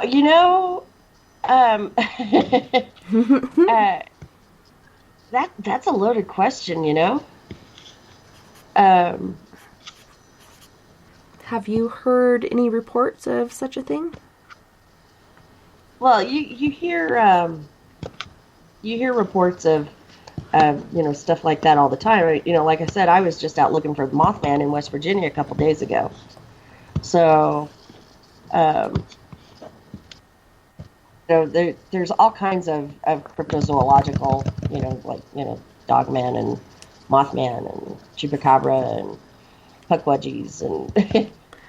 What is a puckwudgie? I keep hearing that, and I try to look it up, and it's not coming up for me. I don't know if it's my internet or something else happening, but what's a puckwudgie? It's a creature known in the Bridgewater Triangle area, which is Massachusetts, Rhode Island, in about there, and it's kind of like a cross between a leprechaun and the Tasmanian devil. Oh, crazy. Yeah. You guys get all those neat little critters, the little small short things out west and everything. We don't get those. I don't hear about any of those out on the East Coast and in the Midwest. I mean, toward the east side of the Midwest and stuff. We don't have the little midget things, all the gnomes and all that kind of stuff, and all the, Yeah, I was born and somewhat raised in Arkansas until I was about 6 or so years old, and I haven't seen gnomes or fairies, but I did see, at first when I saw it, and later on in years seeing gremlins, it reminded me of the gremlins, the way the ears and everything were, and then I'm talking to this lady at work and telling her about these things dancing around a fire, beating on drums, and then coming up to the window. And then I think they moved on to my brother's window because they were chasing him for weeks after until they finally got him. But she said they were kobolds. But then looking online and looking these up, a kobold looks more, like you were saying, Kevin, a gnome, wearing a hat and clothing and having somewhat human facial features, but the bigger ears.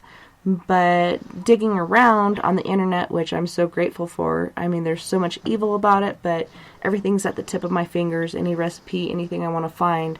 The Kentucky Goblin came up, and that is what I saw in Arkansas, was the Kentucky Goblin.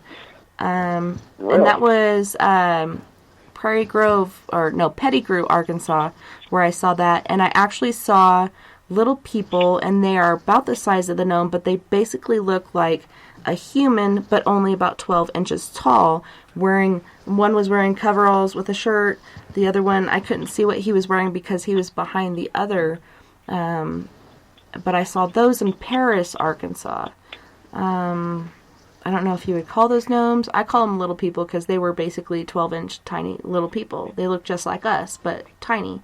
And they were just messing around, and one tried to shove the other off the end. And I sat up where I couldn't see them anymore, and then I ran in there to, be like, who are you guys? What's going on? Like, all this stuff always interests me. And they were gone. They weren't there anymore. And I'm like, what the crack is what my 3-year-old says. What the crack? What the crack is happening? I don't know. But that was in Arkansas. But there's a lot of things out here in the West, too. It just kind of varies from place to place. I think that's just incredible about all that kind of stuff. And some of those pictures you saw on one of the shows Dave had a long time back ago, when the guy was showing their little faces and they were pressed out and turned sideways and flattened out and everything. Some of those things were just outrageous. But and how some of those little beings could shrink down and stuff. And but anyways, that just freaks me out. But I have cats, and having cats kind of gets rid of all those types of little critters. Anything that's small in the house, having several cats running around here, nothing's going to exist around here. Yeah, and cats are known to be protectors, and generally I'm pretty keen on things, but there was a time when my cat scampered out very quickly. I call him Wonky because he has this defect from the womb. They thought he had some sort of feline leukemia, but after much testing, he didn't. He's just, when he walks or jumps, like if he jumps, it looks like someone just tossed the cat up.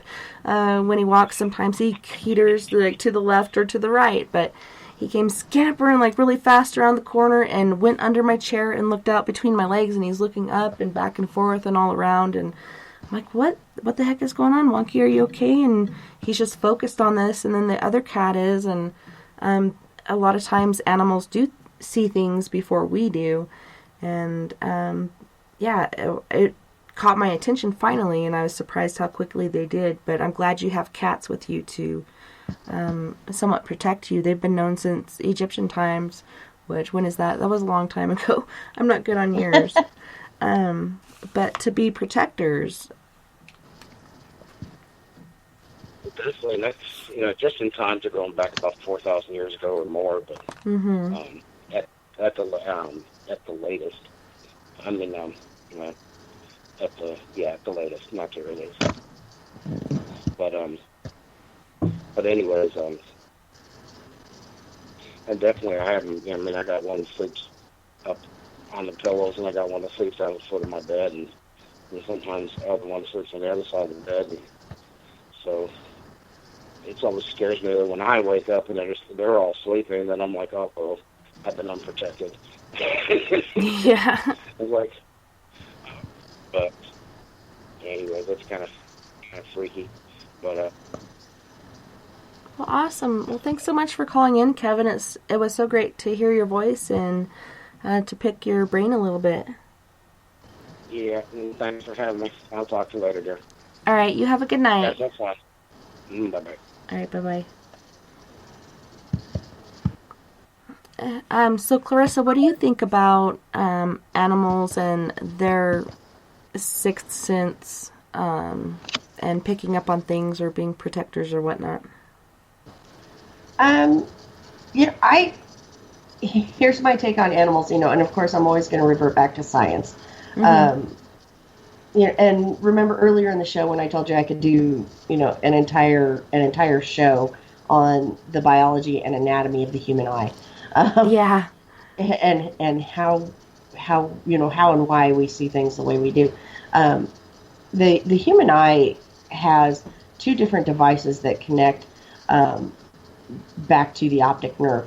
And the predominant one is called a cone that goes from directly behind the cornea back to the optic nerve. And that cone only allows in the Roy G. Biv part of the light spectrum, red, orange, yellow, green, blue, indigo, and violet. It only allows in those light waves. On the corners of our eyes, we have what are called rods that go from the corners of our eyes back to the optic nerve. Those allow in the Roy G. Biv part of the spectrum, but also small bits of ultraviolet and infrared light waves, which are on the far ends of that standard light spectrum, that we grew up learning in school. The infrared is on the far end of the red side of the spectrum. The ultraviolet is on the far end of the purple side of the spectrum. Animals, dogs predominantly, and this is what they are attributing to their quote-unquote color blindness. And it's not that they're colorblind, it's just that they don't have cones, they have rods. So they only have rods. And so they are able to see parts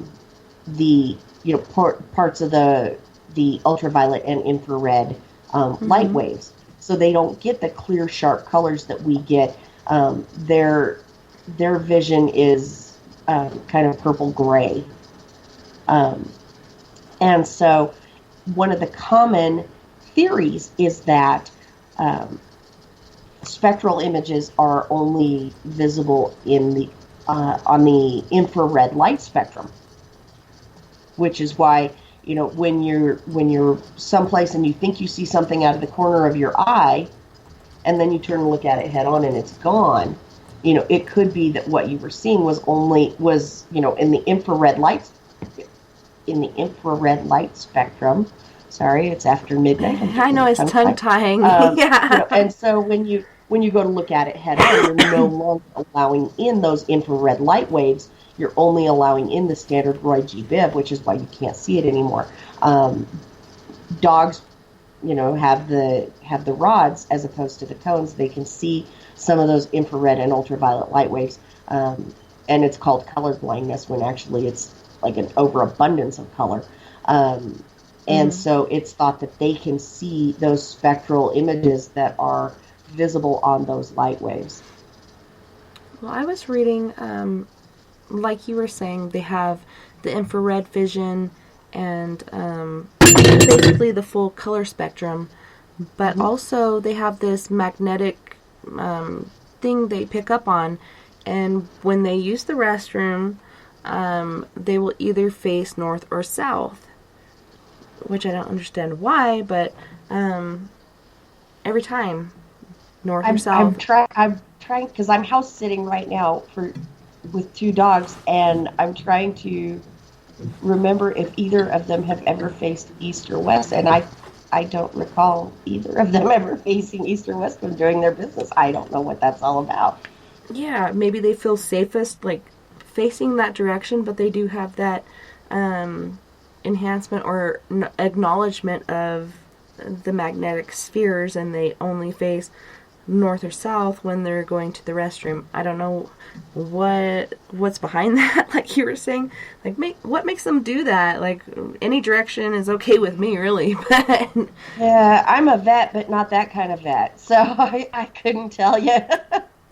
And it's funny, they also say that animals will go to the bathroom with their owners because that's when you're most vulnerable. So when they're going, that's when they feel most vulnerable, so they feel like they have to watch out for us when we go to the bathroom because that's when we're most vulnerable. I just thought they were Klingons and they couldn't stand to be away from me. Yeah, and that's, I have a cat. So, and it's a symbiotic relationship, let me tell you. Yeah. But, and he is definitely all up in my business, when I'm doing my business. And, so much so to the point where I actually turn the sink on so that he's actually drinking from the tap so that I have some sense of privacy. I can do what I need to do, by myself without him rubbing up against my legs and everything. Yeah, it's very funny and weird how their vision does work, and they can pick up on this. And they even did a study where they sent this woman away, and her dog would always seem to get up as she was getting up and heading home. He'd get up and head to the window and wait for her to come, and generally she would leave walking, but she ended up coming back home in a cab because they wanted to see how he'd react either way, and he always picked up on her coming home. And, I was like, well, he's going to look at the car anyways when she pulls up. But he was standing there waiting and looking down the way that she'd usually walk. But when this cab pulled up, he wasn't distracted by any other vehicles. But when this cab pulled up, he looked and he knew that it was her and was wagging his tail before she even got out. So I often wonder if they do have that sixth sense besides their infrared vision, which would be awesome. I don't know, animals are interesting, especially our pets. Yeah. Yeah, gotta love the four-legged and two-legged and the finned critters. It's just, they're really cool. So we have about 5 minutes before we're out of here. What other stuff do you think is pertinent to this book, and what our listeners should know when dealing with the paranormal and collecting data? I corrected myself that time. I said data, not evidence. Yeah. In my book, it's always going to be data, not evidence. Evidence is something that you can prove in court. No, really, the best advice I can give you is, if anyone listening is interested in presenting, quality data to the world. And I'm not talking about, the 500,000 orb videos that are on YouTube. You heard Chris go off about that a couple hours ago, where he's like, just no. Anybody that's interested in presenting quality data to the world, they really need to read up on Psychosomatic Pareidolia. They need to get the book. They need to, read about what it is and how how it is such a common phenomena, and no investigator is immune to it. I've been doing this for over 20 years, and even I am subject to it. The investigation at the S.K. Pierce Mansion that Chris and I worked in Massachusetts last weekend, they're in the process of converting it to a bed and breakfast, and some of the rooms already had the beds in there, and they had these huge, massive, huge antique-looking headboards. And when you're in the dark and you're deprived of some of your senses and everything, even I caught myself, and I commented to Chris on several occasions, looking in the dark, some of those headboards, almost looks like this giant hunched over figure. And, and I'm telling Chris, I'm like, this is classic Paradolia. I'm seeing a hunched over human-like figure, almost menacing looking. And I know it's a headboard. So even, myself, I've been doing this for almost 23 years now. And, even I was subject to psychosomatic pareidolia. I was able to identify it and, and recognize what was going on. And I go, okay, that's what's going on. I'm not actually seeing, some menacing figure, over there. And so anybody who is interested in presenting quality data to the world that is going to be more difficult to dispute, there will always be naysayers. There are people out there who swear that the earth is flat, that we never walked on the moon, that Elvis is still alive. There are always going to be naysayers. I want to believe Elvis is still alive, but I don't believe it.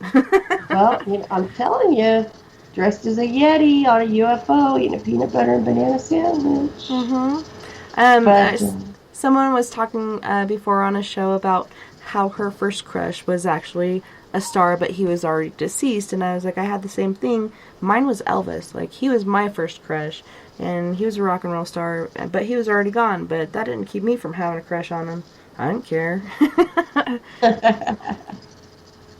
Yeah, Elvis is the man. So, or was the man, or I don't know, maybe Elvis, like in the movie Men in Black, Elvis isn't dead, he just went home. Mm-hmm. I don't know. But so there will always be naysayers, but if you want to present data to the world that is more difficult to dispute, then this is the book you need to read. You need to learn about psychosomatic pareidolia, learn about how it applies to paranormal investigation, and learn about, the different aspects, the different areas. We've got 11 chapters that apply to not just ghostology, but also ufology and cryptozoology. So no area of paranormal investigation is immune to this. No investigator is immune to this. And so, the knowledge is power. And so, get the book, read the book, learn it, apply it, and you'll be miles ahead of your peers. And this book was just published recently, right? This month? Yeah, it just launched last Friday on the 24th. All right. Well, we're going to closing audio. Where can our listeners find you, your website, as well as what is the best way for them to purchase your book? Best way to purchase the book is on Amazon.com. And you can look it up either by my name, by Chris's name. Chris is easier to spell. His name is Chris Carr with 2 R's again. You can find me via my website, which is CCPI-paranormal.com. You can find Chris via his website, which is ECCPI-paranormal.com. They are our sister team. I actually sponsored them when they were getting started up about a year ago. There's a group of misfit investigators that really wanted to make a difference in the world, and present quality data, and they came to me and they're like, can you help? And I said, well, yes, I can. And, and you can always find them to us on Facebook. We're always willing to answer questions and, bounce theories back and forth with people. Just don't send us orb photos or we will probably scream and cry and kick and, want to punch a puppy or something. I don't know. as well as their evidence and such. They should send that to you as well?